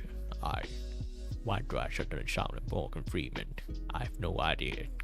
But if I have to force this sound out, I'm not really sure I can replicate this thing again. Yeah, that's the thing. Like, if you have to I have to able to market the voice. I can voice very naturally. Not like the voice I have to kind of like those kind of things I have to force it out. Because forcing out the voice, one, is going to damage your vocal cord. Second, you won't guarantee every single time to replicate the same voice. You need a 100% guarantee that you can keep doing this kind of voice, or this kind of voice, or this kind of voice, or this kind of voice. Like you have to like do something that always guarantee you can just switch it so rapidly and always like 100% accuracy. If you don't make like a 100% like accuracy every single time you do it, like replicate that voice out, that is not your proper voice. You should not market your voice that way, because people hire you. If they hear that voice, they want that voice. But I force it out, and then the next time, what happened if I can't force it out? I forgot like how to force that voice out, and then I would be scamming, right? So I have to train a lot of like different voice until to the point I can just like do it 100%. So far, the voice I've been training right now, it's just this old man voice. Yeah, it sounds like I'm dying, to be honest. I have no idea. And I'm definitely not Dumbledore. And of course, this one is a much more like heroic voice, I guess. I have no idea. Depends on how much I can actually push out my voice. I can actually make myself much more energetic.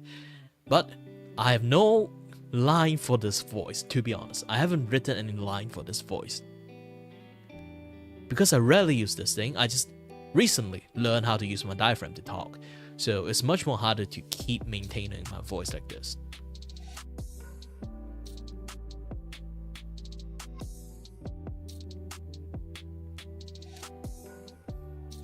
Oh, I still got one thing I can actually use.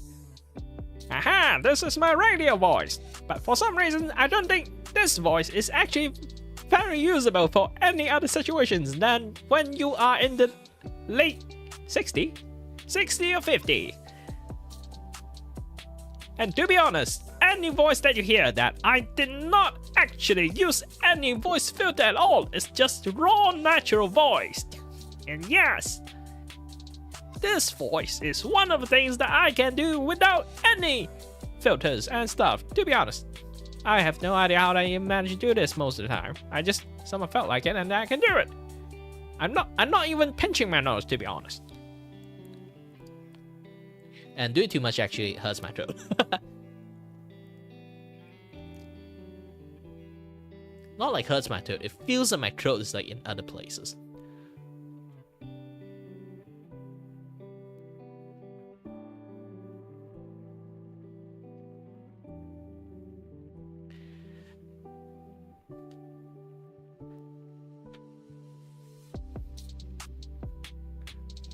Yeah, I actually do a few like commercial like practice before, but I was using my deep voice to do it. When people heard me, I can do the commercial voice, and then they told me, "Why don't you use your commercial voice for that commercial reading?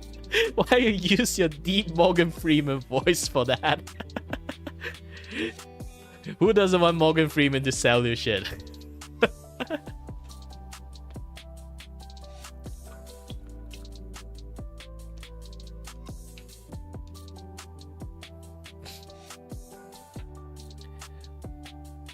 But again, like, I am trying to practice more of the voice that I can do, but this is the most I can flex out, like, very naturally.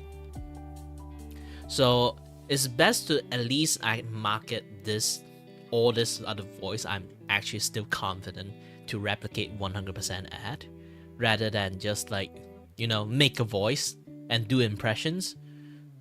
I need to make my voice at least as natural as possible so I can like do anything I want.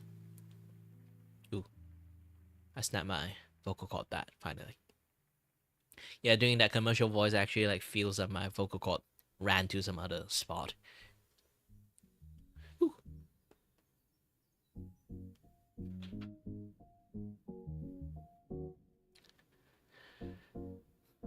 So yeah, I do.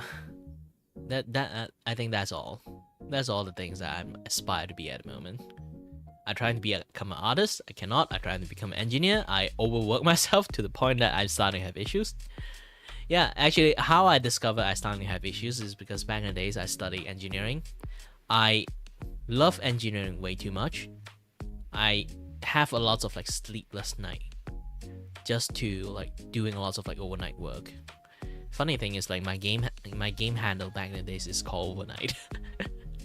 But yeah, I was doing a little bit too much, pushing myself a little bit too much, and I found out that yeah, my body's starting to react weirdly, and then go to see a doctor. That is the start of my journey to learn that how fucked up I am actually.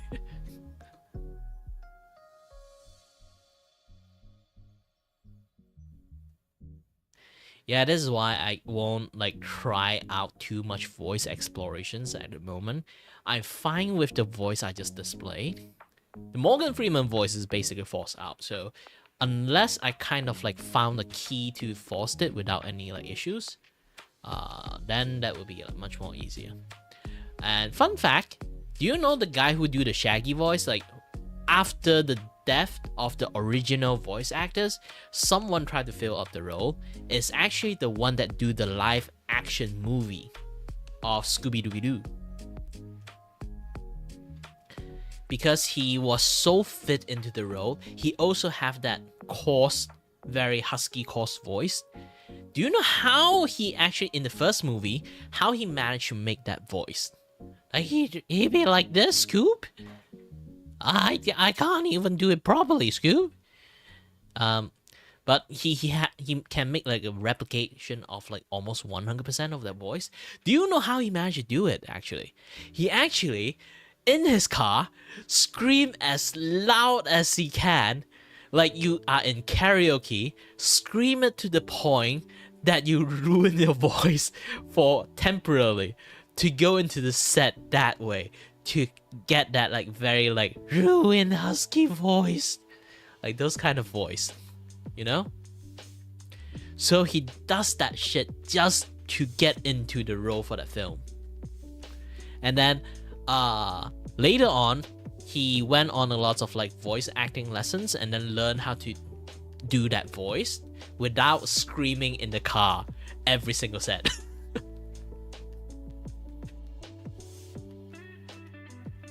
But in the first movie, he basically just screamed in the car most of the day. Like, oh, my voice is recovering. Hold on a bit. Go to his bed. Ah! The more you know. The more you know.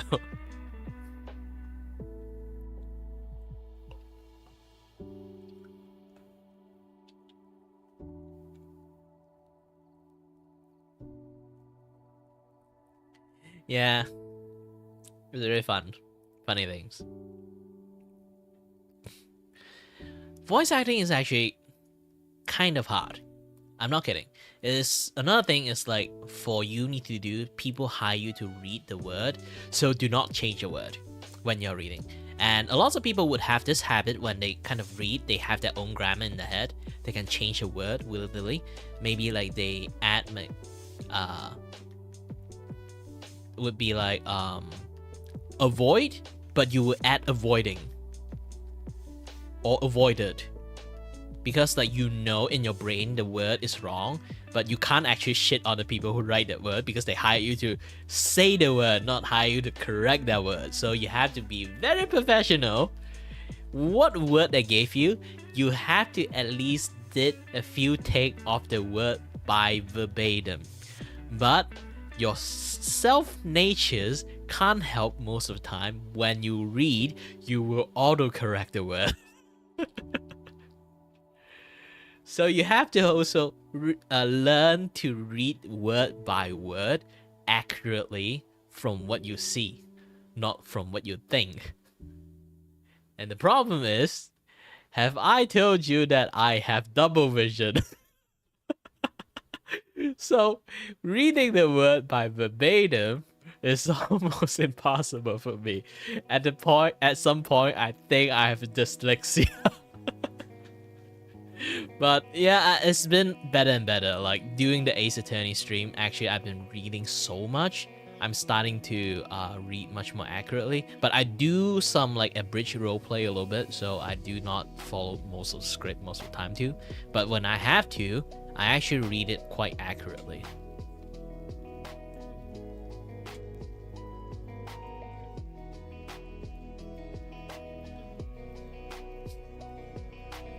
I'm more of the guy that do a lot of improv.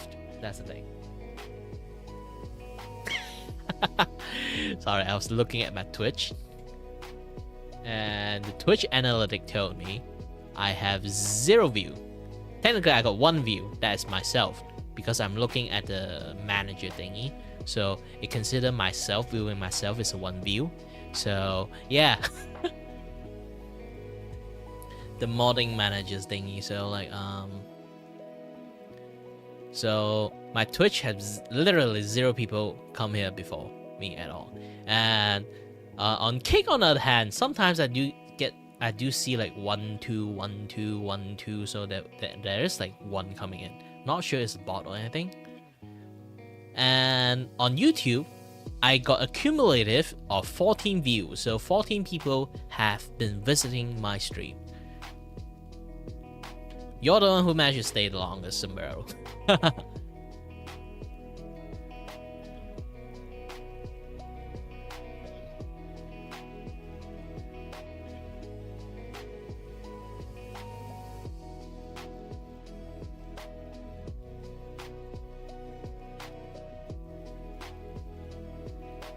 Yeah, doing voice impression is one of the hardest thing. People would think like it's like a very like amazing feat, but you are actually forcing your throat and vocal cord to do impression.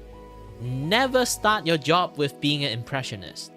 Always market your voice with your natural voice. Do not market your voice with your ability to do impressions. And start your job with the impression, you will also get stuck in a typecast role. Imagine this. If anyone know who Rick and Morty is, like, you know that guy who made the voiceover is actually quite a fucked up person.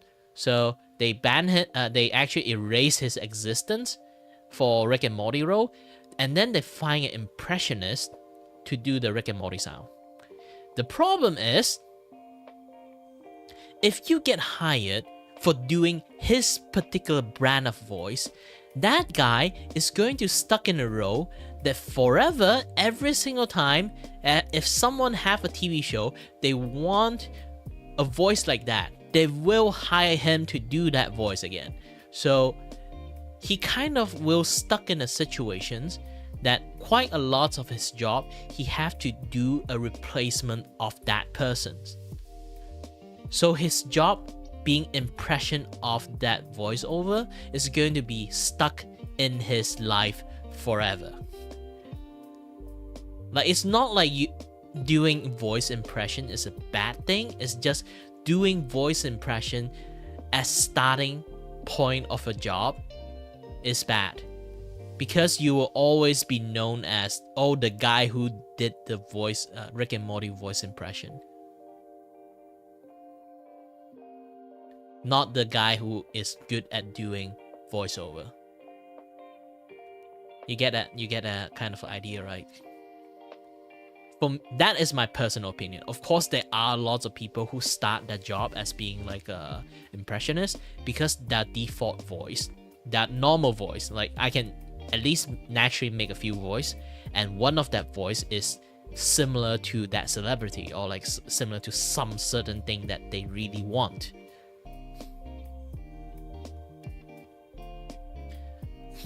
So it's not like I say impression start as an impressionist will be like it's not that good. It's like it's not the best way to start your career, to be honest.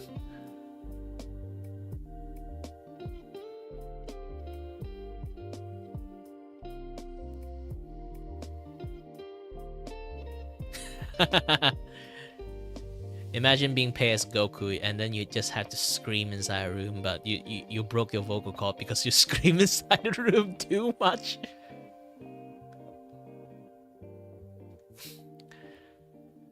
But yeah, like try not to stress the voice.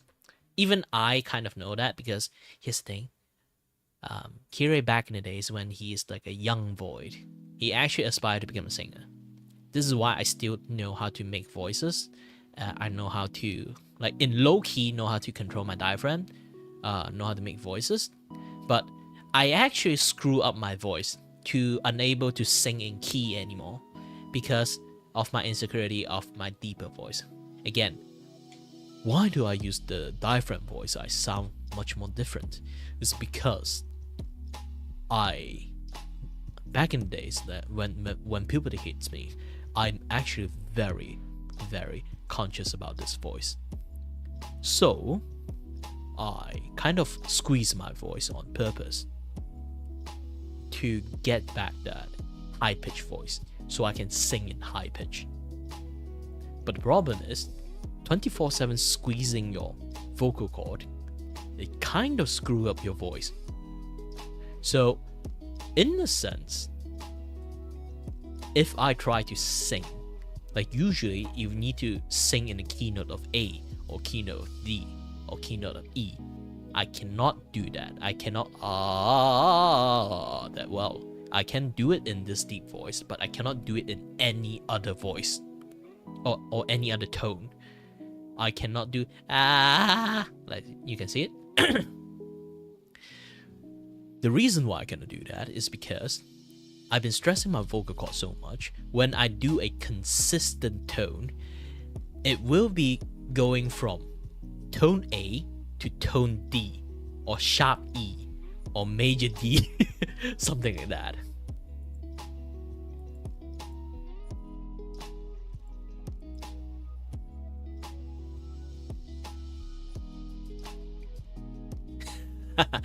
I don't have any Valiga cultures, so I can't do that kind of things. Again, like Valiga is like you literally have to like be in American cultures to understand enough to actually do that, because I can do kind of a close impression, but it won't be enough authenticatedly. Like I can do the Uncle Roger voice very well because I'm a Malaysian Chinese. I'm within that cultures, so I know how to speak like him. But when it comes to Valiga voice, I cannot do that because I'm not within those cultures. I don't have that lingo. I don't really understand what the heck I'm saying in the first place. But if I want to do this, I'd be like, hiya! I can immediately go full Asian if I want. Like, I can scare the shit out of people. So disappointed. And also can give you a lot of rant, lots of curse, and then I can tell you a lot of things to scold the shit out of you, and then give you deal you with the maximum emotional damage. Emotional damage. See, I can do it. That's the thing. Like you really have to be in a certain culture to actually do that. If I want to do like an Indian accent, I can't do it properly, but yeah, I can't do it properly because even though Malaysian have Indian in there, I rarely interact with Indian at all. Yeah, Malaysians actually have like a very segregated cultures, to be honest, even though we kind of like share culture together at the same time. It's like a very it's a very contradicting thing, but I cannot do the Indian accents. I can try to, I know the trick to, but my body refused to do it, to be honest. And I don't think Malay actually have English accents.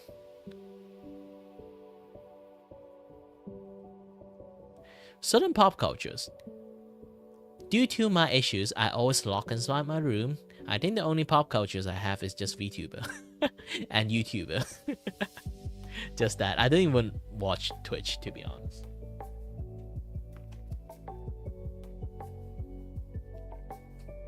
Yeah. So I don't really know on the Western side of the cultures. Funny thing is I speak English like this level of English, but and also in some sense, if I interact with any of my friends, they would say I'm the most Western Asian they ever seen. But also at the same time, I have zero Western cultures. I have almost zero Western culture in me. I just behave a little bit Westernish. But for them, it's enough to be the most Western Asian person they've ever seen. But I'm still a Malaysian. I still talk like Malaysians. It's just here's the thing. When we use Malaysian English, you can see we have a little bit like tiny word, and like we repeat all the word. We kind of like suka repeat all the word. Sometimes mix a little bit of different language and kind of like mix match everything together and then just use it this way. Why we actually use it like this? Because it's very simple one.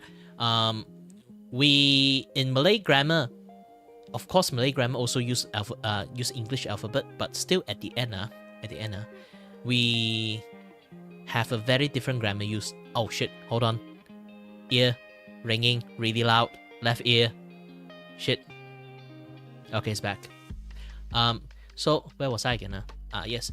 So we use a lot of like different grammar usage of how Malay actually use. Like I say very very, or like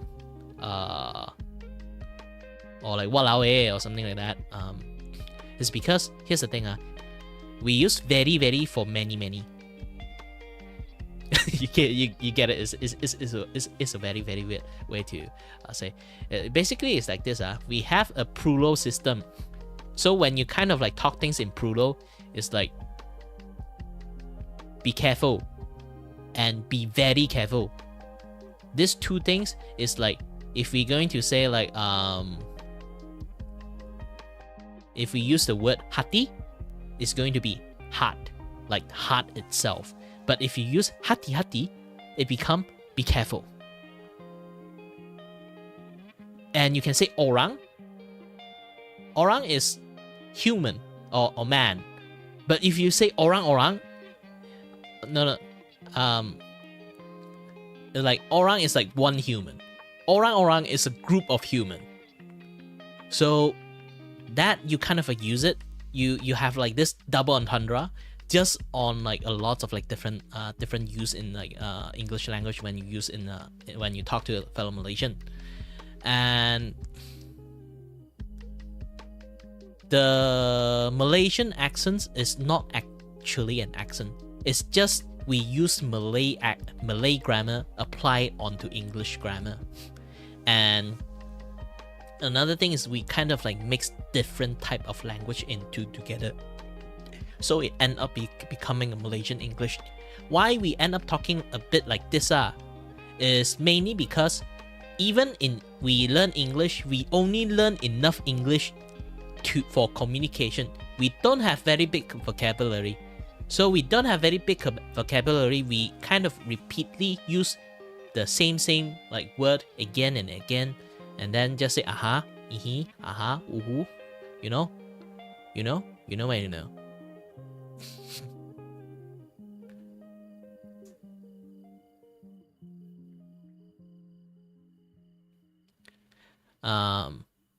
So we only learn enough English to kind of like communicate with people only.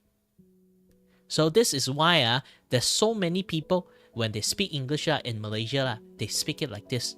But of course, you will also meet some people that can speak very, very like smooth English, like what I do. This is when you actually learn a little bit more vocabulary, you would be able to speak much more fluently. Some people actually did learn more vocabulary. They still speak in like, like in a lumpy pattern. And also, hi there, Jenny.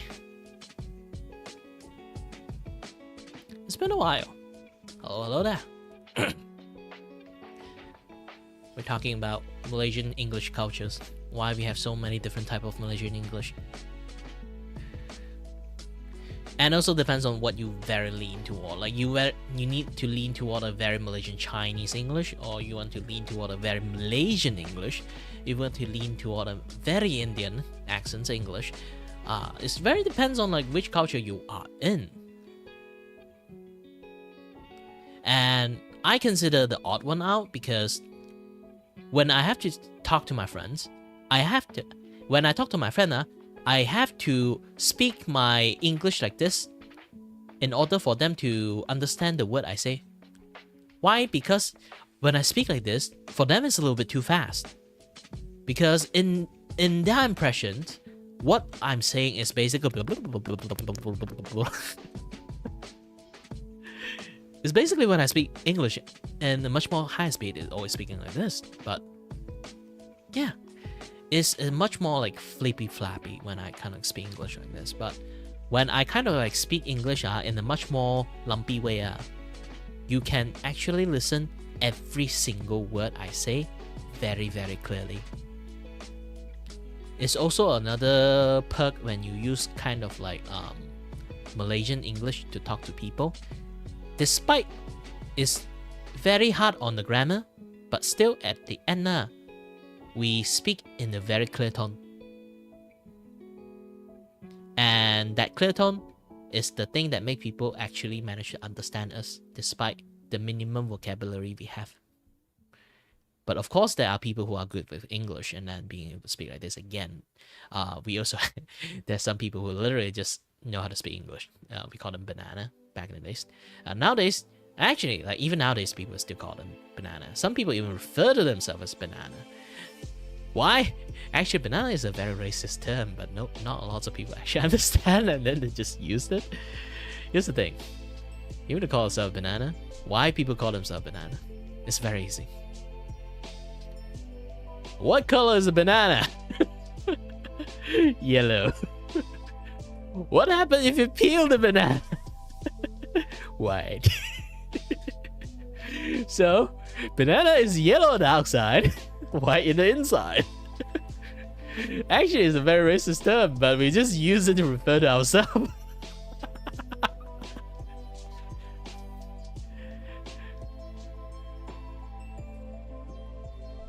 So yeah, not a lot. The meaning of banana has been lost a long time ago. People literally refer to themselves as banana. Some even actually know it. They already acknowledge it. They don't even care about it anymore.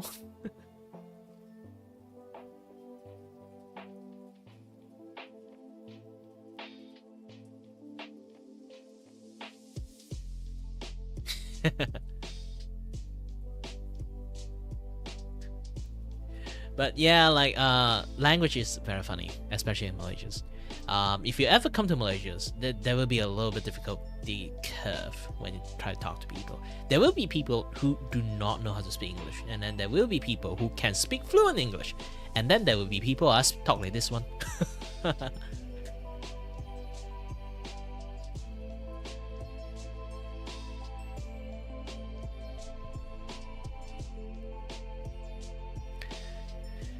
And yeah, that's how you actually manage to like do lots of like English communications. And for one thing, it's like funny stuff is English is not even my first language. I'm not a banana. I can actually speak various different language. I know how to speak Chinese. I know how to speak Cantonese. I know how to speak Hakka. I know how to speak Hokkien. I know how to kind of understand Japanese, but I cannot speak Japanese nor write Japanese. But I can listen to them, and then actually I can understand them when I listen to them. It's a weird thing. It's like you understand, you know how to speak and like communicate with English, but you cannot write English, something like that.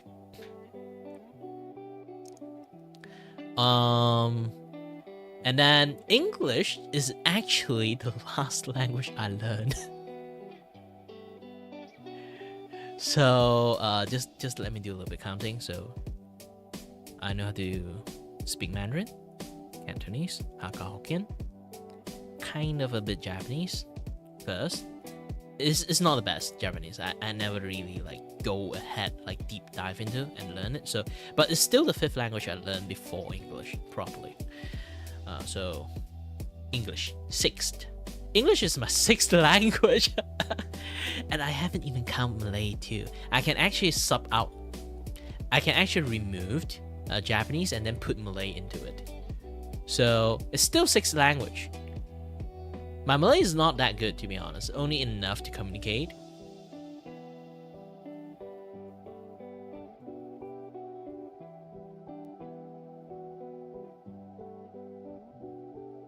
I know, like, those weird pronunciations when it comes to, like, English language. Here's the thing, I can pronounce it. Yeah, like the word phallic, or like when I see the word, like those kind of like PH word, or like PHAGE, phage. Like those kind of things, like I can pronounce it without any issues.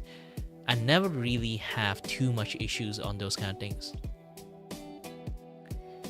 Ya bos, saya nak satu roti canai please. Also saya nak ikan kali ya. Tak mau itu kari ayam ah.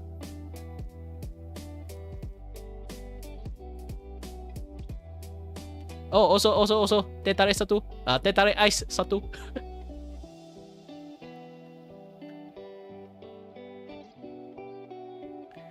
Yeah, I'm a disgrace of Malaysians because I can't speak Malay that well. I actually almost failed my Malay twice, which is very risky. Like my PMR, I almost fail. Here's the thing. You study something called PMR, and then like it's like your midterm big exam. If you manage to fail your Malay, even though you get all A on every other subject, you just fail Malay. You cannot forward your study anymore. You basically got banned to study. That is the most hilarious shit I ever hear in the entire world, I guess. But yeah, that's a rule. That's a rule in Malaysia back in the day. I think they don't have PMR anymore. They only got SPM. They got a new type of PMR, but it's like assignment based. So, yeah, it's a much more different thing. And when it comes to what again? Hold on, my head is a little bit dizzy. Got interrupted about it. Alright, where was I again? Yes, SPM. So if you're SPM, you fail Malay, you also fail your ability to forward your study to diploma, to degree, or anything like that. We have so many gateway to failure. Just by messing up the Malay language. Even though you can get A in every single subject, long as you get long as it didn't score your Malay language, you're fucked. You are completely fucked. You cannot get any paper that you finish your study. And you don't have that paper, you cannot forward your study to any diploma, and even like sometimes, some case, even polytechnic schools, or a what do you call it again? Degree, or do any master degree and stuff like that. You cannot do those shit if your Malay is failed. And my Malay is practically borderline. And I think it's borderline is not because I'm lucky or I'm skillful. It's because the lecture know this is a big issue, so they just give you enough point that you can pass. Even you're shit at doing that thing. That's me in a nutshell. Wow, Malaysian Chinese! What kind of expectation that fail?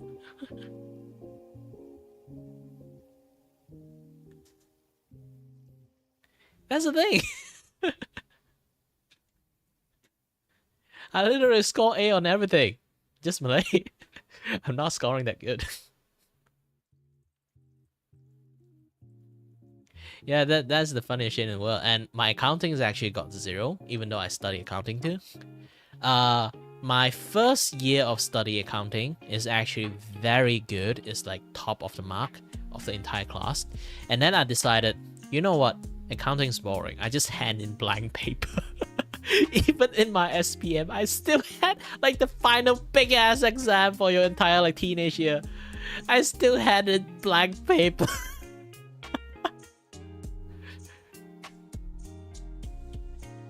Because I cannot miss the exam, I would get penalty for my other subjects. I would just go there, write my name, sleep on the table. And then the teachers over there, like doing like the overseeing stuff, wake me up, tell me not to sleep, and then I start drawing on the paper. It's not like I don't know how to do accounting. I just got too bored. I don't want to do accounting. I don't want to study accounting. Yeah, even I know the answer. I don't want to do it. So many numbers have to write. So many receipts have to like read properly and then stamp them down. It's stupid. But yeah, it's a bunch of hassle work. I'm too lazy to do those things, so I just like hand in blank paper, to be honest, just because of that. My science still get A though, and then anything like Malay related, I almost fail because I can't read Malay that well. So any subject that have Malay attached to it, I would have troubles on that subject. But anything that's English, I score A for that shit. All science, A. Math, I'm too lazy to do calculations. I just do enough So I get like C, B. I think it's B minus. Yeah, I get a B minus. I get a B minus on my math. Then my IT, I scored an A.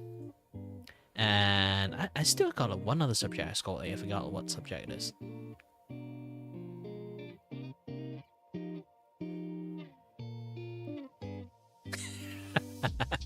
Yep. But here's the thing, like I have one. Actually, I dedicated quite a lot to study. That is Pendidikan Moral. It's basically, like I say, moral. Studying moral. It's a class about moral. It's an exam about writing moral. Do you know how they do the exam? They give you a card, study the moral of the story, and then the meaning of the moral. So you just have to remember word verbatim, see what kind of scenario they are giving, and then you just copy and paste those those kind of like card you've been giving to studies, all those moral of the stories and moral of the meaning, that particular set of moral, what they do, what they don't. I have zero understanding because everything is in Malay. I do not know what I remember, but I remember the word. Of course, now I forgot. It's like,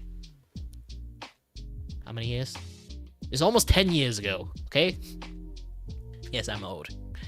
So I don't remember a single thing now, but I was unlucky around that time. It was the time they switched the formula, the format of the exam. And even the teacher do not know, the teachers that teach you this format, just remember it and then write it down. Even they do not know. They switch the format of how are you going to answer those shit. Because basically back in the day, it's a fixed format. Just tell you to write the moral of the story, tell you to write the moral of the meaning, done. Even the question itself asks you that. You just have to copy and paste that, done. I spent so much time to memorize all those shit. When is that exam? They show me a dead elephant and ask me, what do I feel? What the heck do I need to write down? Angry? Sad? What the fuck do you want me to write in there? I was like, gosh dang it. I immediately smacked the paper down on the ground and went ahead to sleep. Because all those questions is like, the stupid ass question you can see is like, you see this statues, what do you feel? What do I feel? What should I write? You give me 50 mark on this thing. What kind of word should I write? If I just write, I am feeling proud, I'm feeling happy, just that. What else should I add into it? What kind of context I need to add to fill up 50 mark of point? Who the fuck think about that? I really need to beat the crap out of the guy who figure out this kind of questions. You see a dead elephant, what do you feel about it? 50 mark. You need to write a freaking essay into it. What sort of essay by feeling? You just asked me feeling, you didn't ask anything specific. You just asked me a dead elephant. You see a dead elephant. What is your feeling? How much word I can write down to get 50 mark?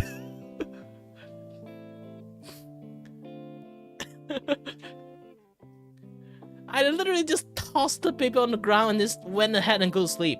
The teacher shocked of my action because I'm the one who throwing tantrum inside the classroom only, and the rest of the students is also stumped by the questions. I'm the only one who threw a tantrum in there, and then the overseas teachers have no idea why I did that, and they pick up the papers and say, why you do this? And then you I tell her that you open up the paper, read about it, you know why. And then she opened up the paper and then read about it. Even she is shocked. Why the question change? Even she didn't know.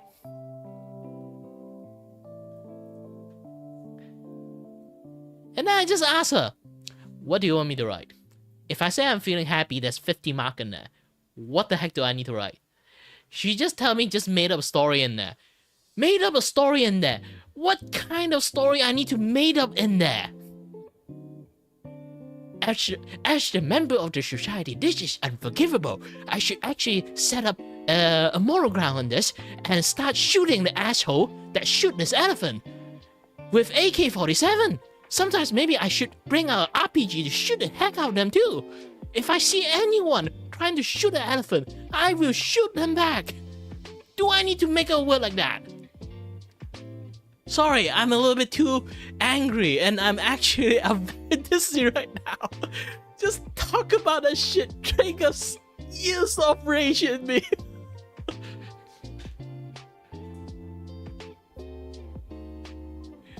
Gosh dang it.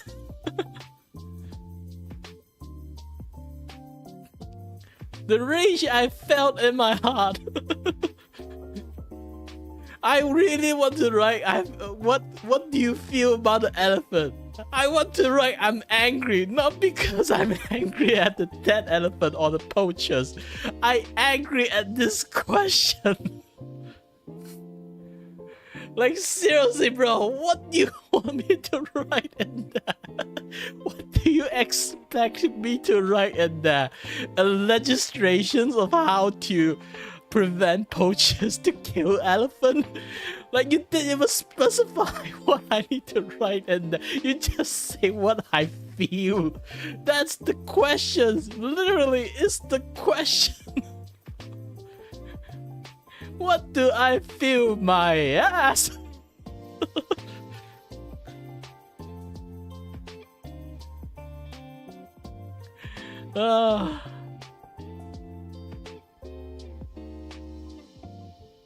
It was that moment I learned that I'm fucked. I'm beyond fucked.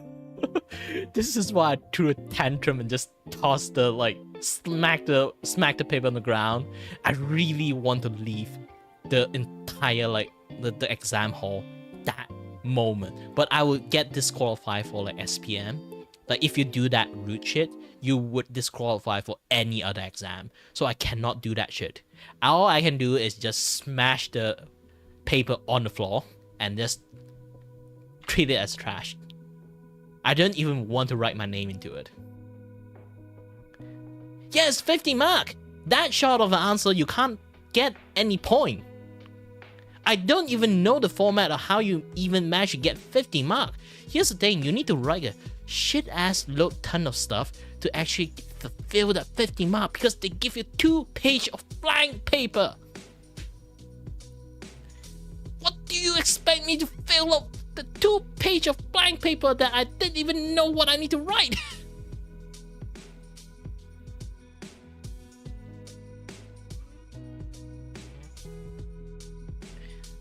I don't even have the mood to draw around that time.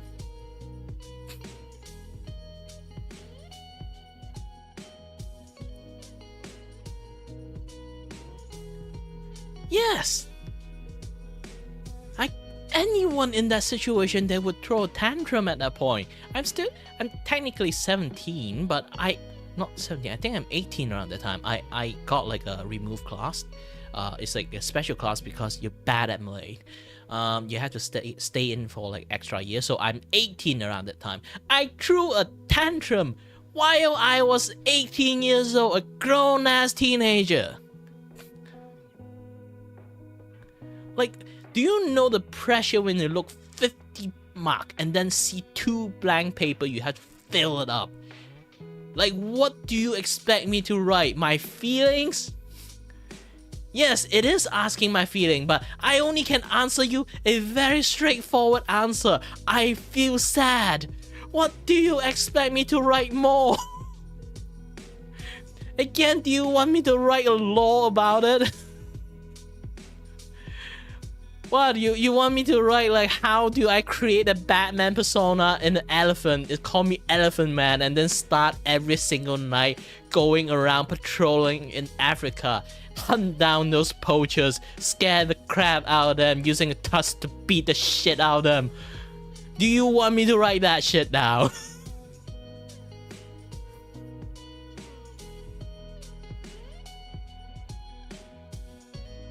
Like, holy heck, like, what sort of question is that? What do you expect me to write? It's not even a detailed question, it just asks what do you feel when you see these pictures. And then give me 2 pages of empty blank paper. What sort of feeling I need to write down for 2 pages? Even 1 page I'm struggling. You want me to fill up 2 pages for 50 worth mark?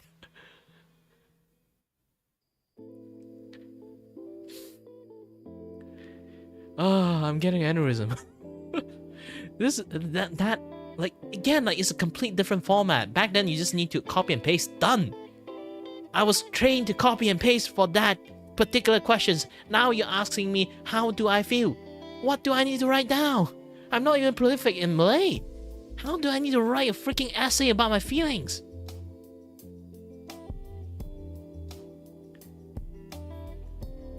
All I can write is saya sedih. I'm sad. That's all. What the fuck do you expect me to write?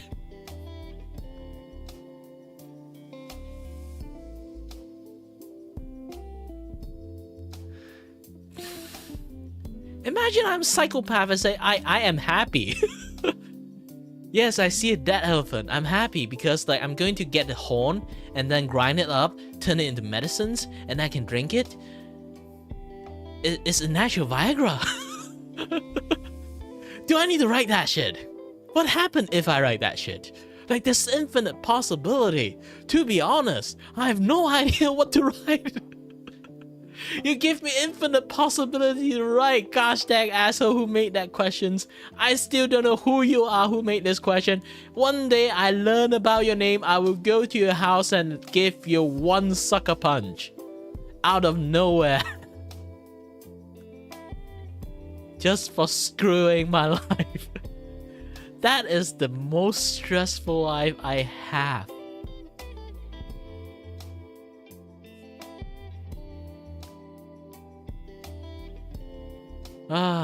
I've been repeating on this thing for so many times, but it is something that is so shitty about it. But again, I'm not actually prolific in Malay, so I can't write some shit like that. Even I have an idea to write some shit like that, I can't write it like that. I don't know enough vocabulary to explain it in such a way. I can write it in English. In Malay, no.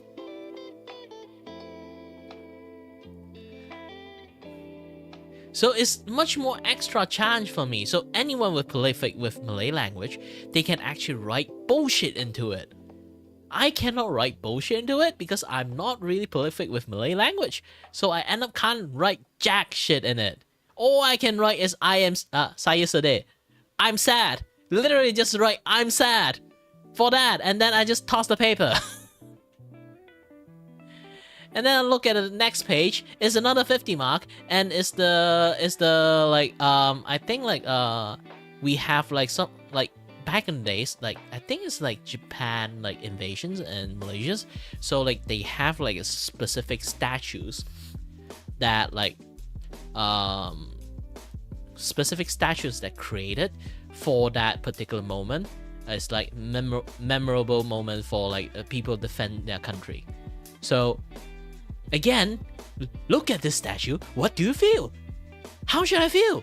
Deaf to Japanese, I guess. Should I write that? Like, gosh dang it, like, what kind of things do you want me to write in there? What do you feel? What sort of, like, therapy session I'm going into?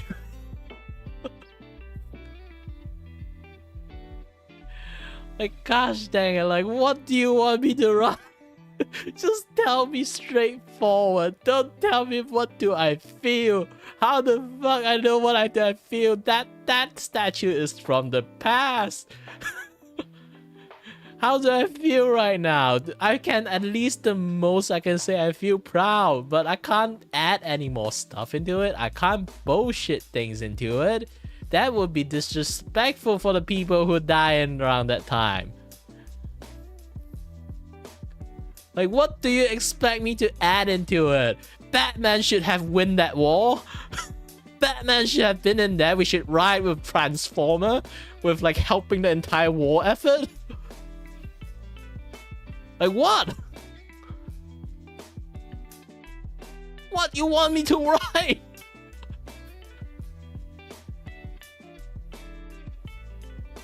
Like that one is the worst one because I cannot write anything that can feel like disrespectful for the people over there.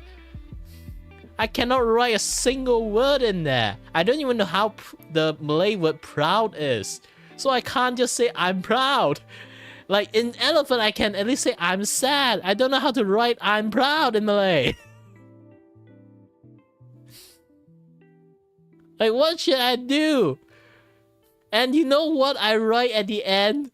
Merdeka. Freedom.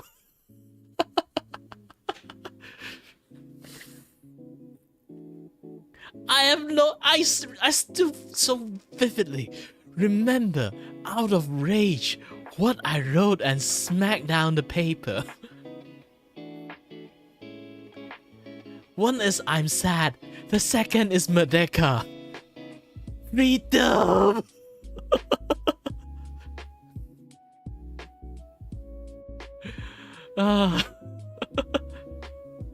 Seriously, that is like that is the dread and doom I felt. This is why I'm throwing a tantrum in there. Oh gosh, I don't even know what to write. I was so angry, and I also feel so sad and feel so dreadful and so emotional. I don't even know how to express that emotion I have around that time. I can't even explain the emotion I have right now. I'm not sure I should laugh or should be angry or should be delirious at this thing. Like seriously, I can make joke about it, but still at the same time, I'm kind of angry about it. Like, what sort of psychopath want me to answer these questions?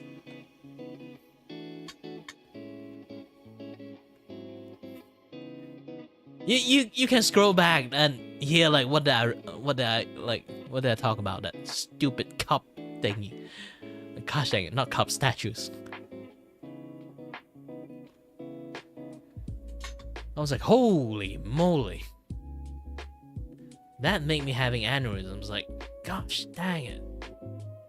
Like, what kind of emotion I feel around that time? I feel like rage, hilarity, shame, everything, actually. I'm feeling everything in that same time. Like, what the fuck is this question?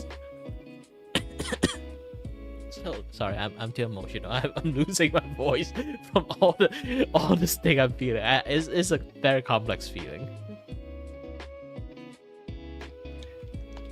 I was like, gosh dang it.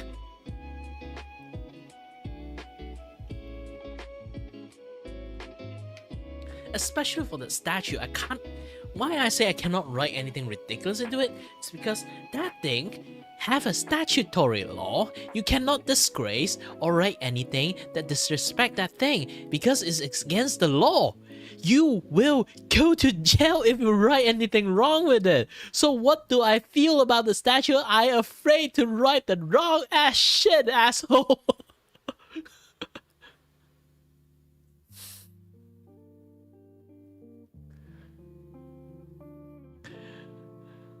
Like, holy shit, what do you want me to write in there?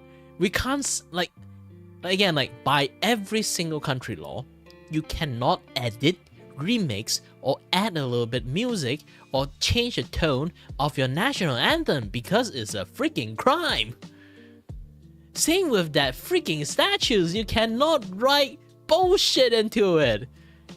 You're literally not just disrespecting the people who sacrificed their life for that shit. You literally, like, going against the law. You are a criminal if you write something wrong in there. Like, why do you put a question for that freaking statues? Ah.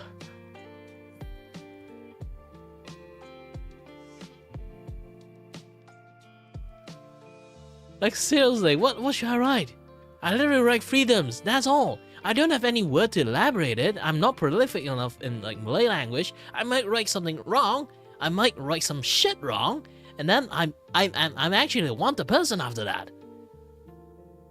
Like literally, that is like the national cup, the national statues Just like test, see how national, how patriotic you are. Seriously, that is basically patriotic questions. And I'm not smart enough to write a proper language, but I'm smart enough to know I don't want to go against the law. Again, 50 mark, 2-page empty blank paper for you. Like, holy shit, what do you want me to write? Do you want me to go against the Geneva Convention or something? I am going to commit various war crime.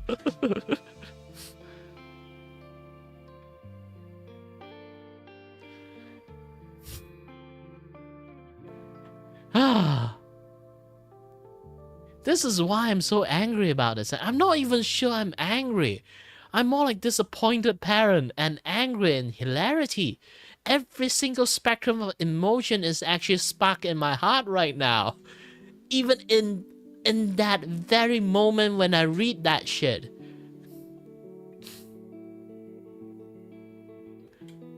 Yes, the exam literally failed me. Even the lecturer are flabbergasted. When he read the question, he'd be like, he stared back at me. We lock gazed, and then I'd be like, I nod, and she also nod. And I say, how should I write? She'd be like, I don't know.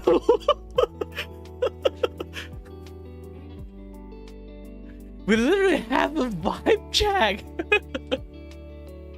And we'd be like, should I write? I don't know, you bullshit something. You want me to bullshit something that can get me into jail?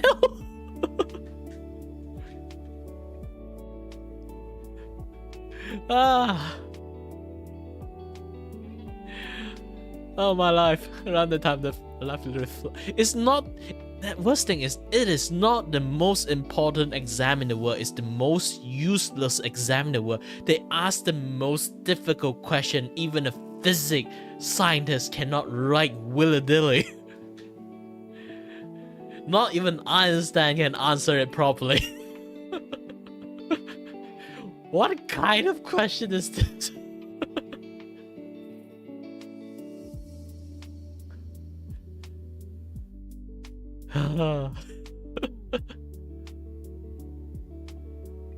Yeah, that's my Pendidikan moral in a nutshell. It's like I'm the first batch.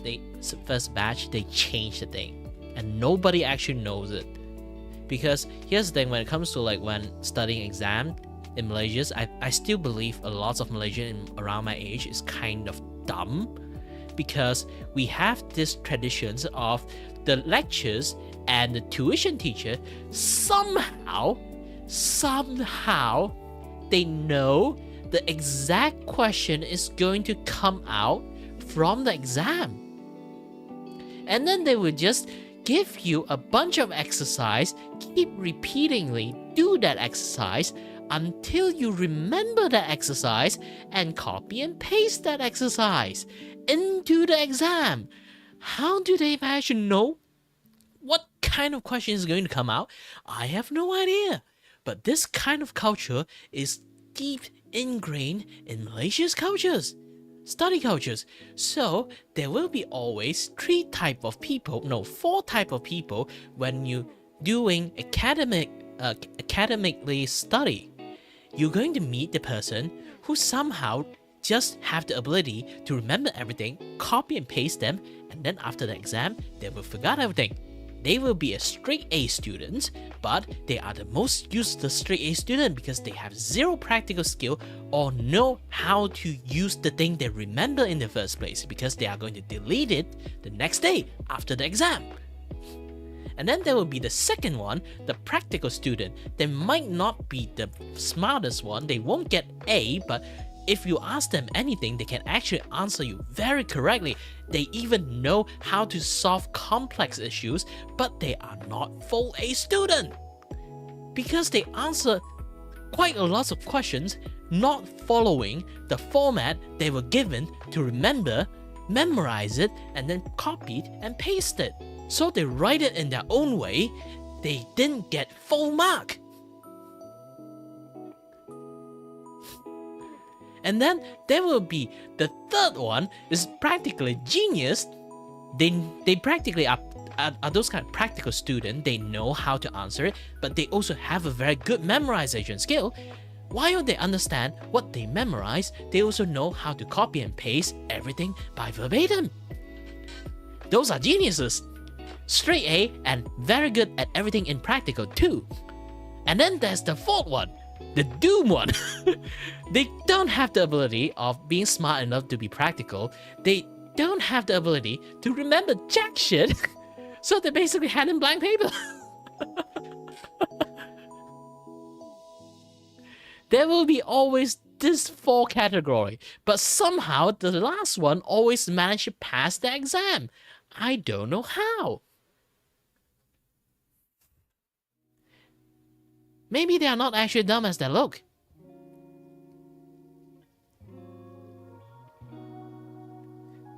Like seriously. I really don't know how, like, this is why I always say, like, education failures. Education in Malaysia already failed a long ass time ago, and education in various different kind of world, I feel like they are doing the same ass shit too. So, education itself failed everything. I don't even know how to explain it. This is such a complex issues, and I want to become a.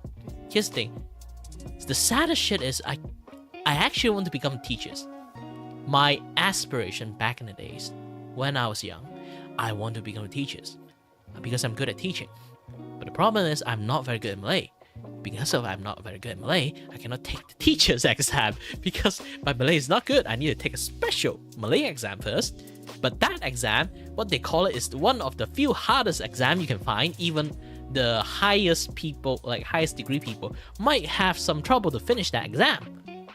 So I'm practically got blocked off of being a teacher. My friend told me it's a nice thing, so I won't get so much aneurysm from idiotic students. Because one of my friends actually become teachers. Oh, a lecturer for a university, but he's like teaching drawing.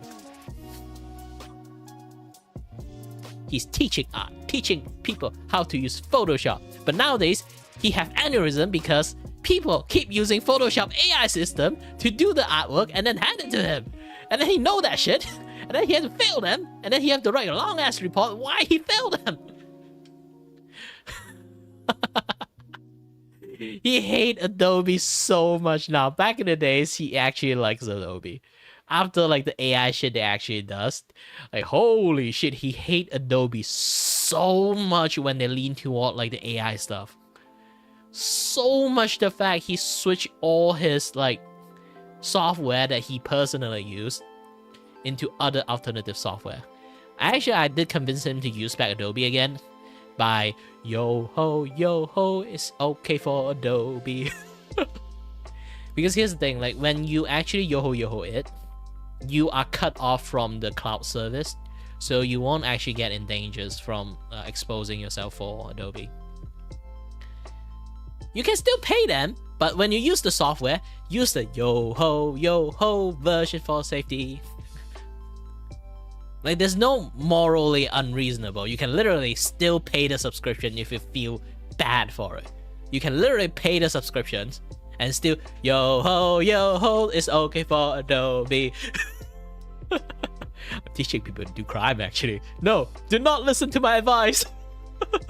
That is not the best advice you can listen to. Oh wait, I don't have any audience at all. Good.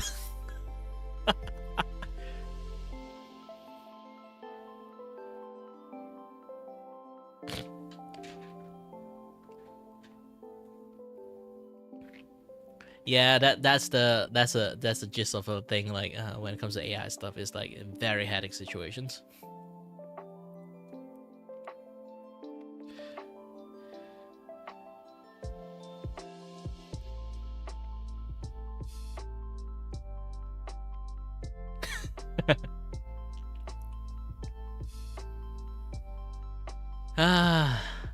I guess I've been like having a very nice chat with you guys. I've been like having a blast just talking about my past, I guess. Yeah, I'm not as smart as I used to be because or the overnight I do back in the days, I think I actually lose some brain cells. I know I'm actively not that smart as I used to be before, because back in the days I can do complex math without calculator in one go. Nowadays I can't do that shit anymore. And sometimes when I want to think, my brain is just stuck in loading screen. I can't even think properly.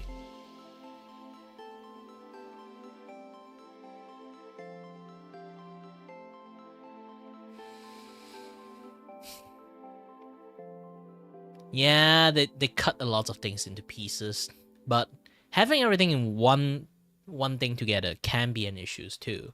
But I'm not sure it's because like Adobe trained us to function that way, or a software should have everything intact, not in pieces. To be honest, I'm not sure it's Adobe trained us that way to unable to handle more than 5 information in one software, so they have to chop it into one information per software for us to be able to function properly. Either they think we are just that dumb, or they train us to become that dumb. Because here's the thing, a lot of people are not really used to using Blender. Why? Because Blender have everything. While Maya software is good at topologies and good at some retopology and then good at modeling, but they're not that great at texturing or like doing like sculpting. So they use like ZBrush to do sculpting, this and that, yeah, that stuff. They have like stuff like breakdown everywhere in every different aspect, like even like when it comes to like rendering the image, or like or animate the thing. Like Maya is actually quite good at animating thing, but when rendering the shit is actually pretty bad. You have to use another software to do specialized rendering, but you have to like have another set of knowledge for that thing. That's the thing.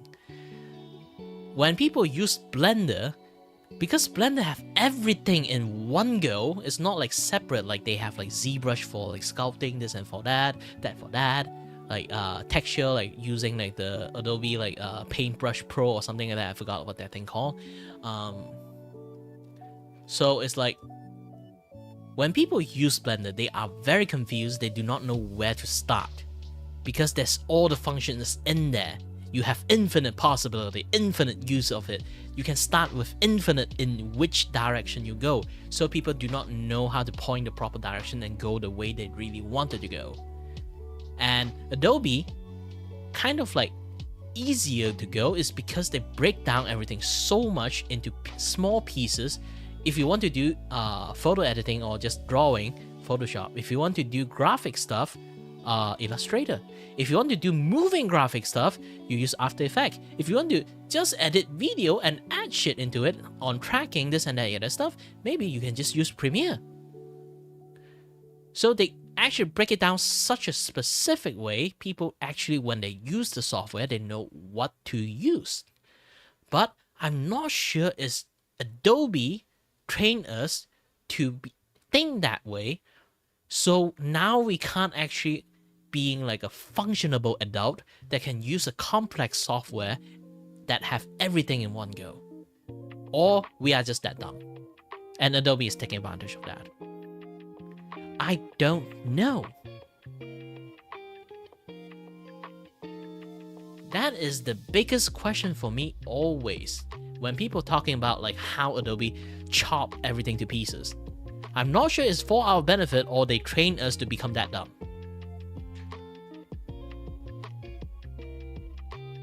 And that's a key point of the thing that we have to focus.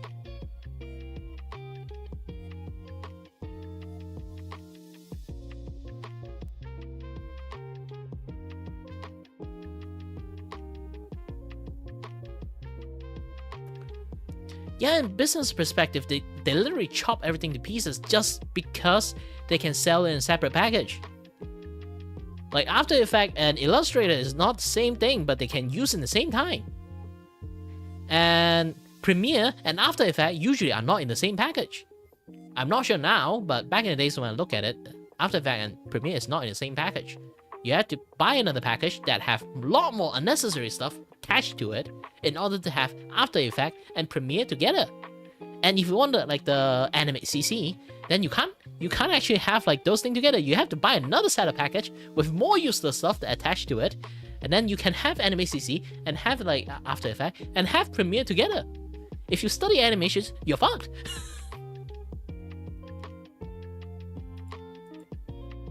You have to buy the most expensive package.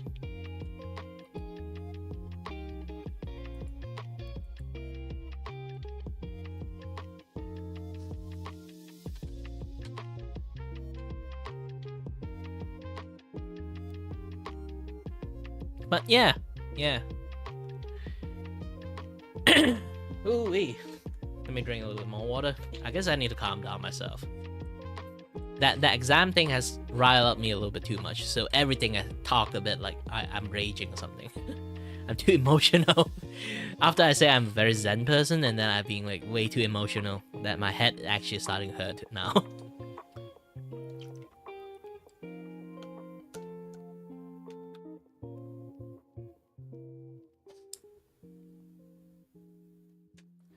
But either way, yeah, like that's the thing, like about how the world works, I guess. Things never goes through your way. Emotional wallowing.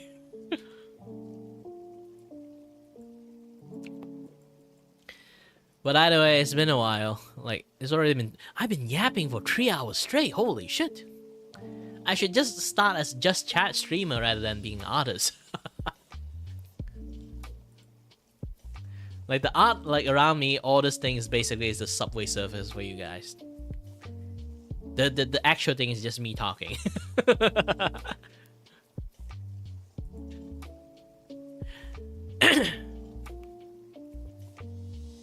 But yeah. Either way, I think I should take a break. My head actually legitly starting to hurt. I think I was actually a little bit too emotional. So, thank you very much for watching. As always, everyone, stay healthy, stay safe. Until next time, stay tuned on the next stream. Bye-bye.